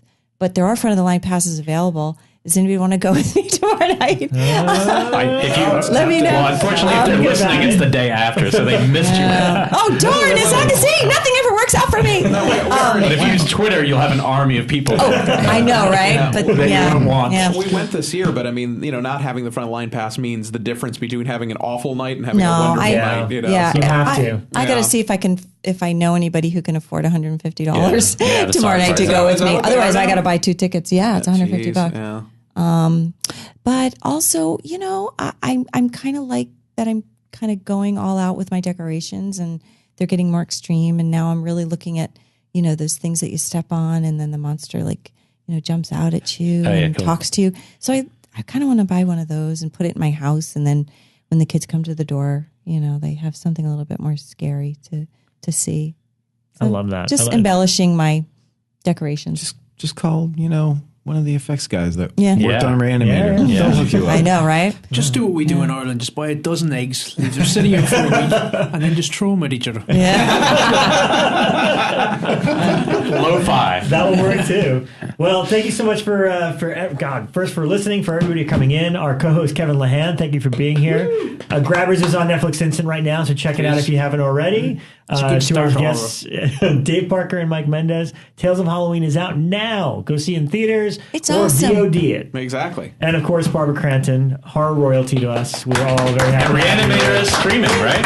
I think that is on Netflix. Yes, it is. And we are still here. Yeah, we're And we're still here absolutely. checking that. Yeah, for and sure. your next is still streaming. I think it's still been on there for a while. Yeah, I don't know about From Beyond, but from Beyond is non-stream. But the But it's Scream on Factory Scream release of Factory. that is like just sublimely amazing. gorgeous. Yeah. And that's actually one of the great movies of that decade. That Yeah. I think a lot of people the people who haven't seen that yet will be like kind of floored by just how gooey and the effects crazy are it just is, so yeah. crazy. So No, yeah, it's thanks. great It's been a stuff. real Thank you thrill so much, having you. Barbara, Thank for you. coming. Great to be here. Thanks, guys. All right, happy Halloween. Happy I'll see you next Halloween. week. Halloween.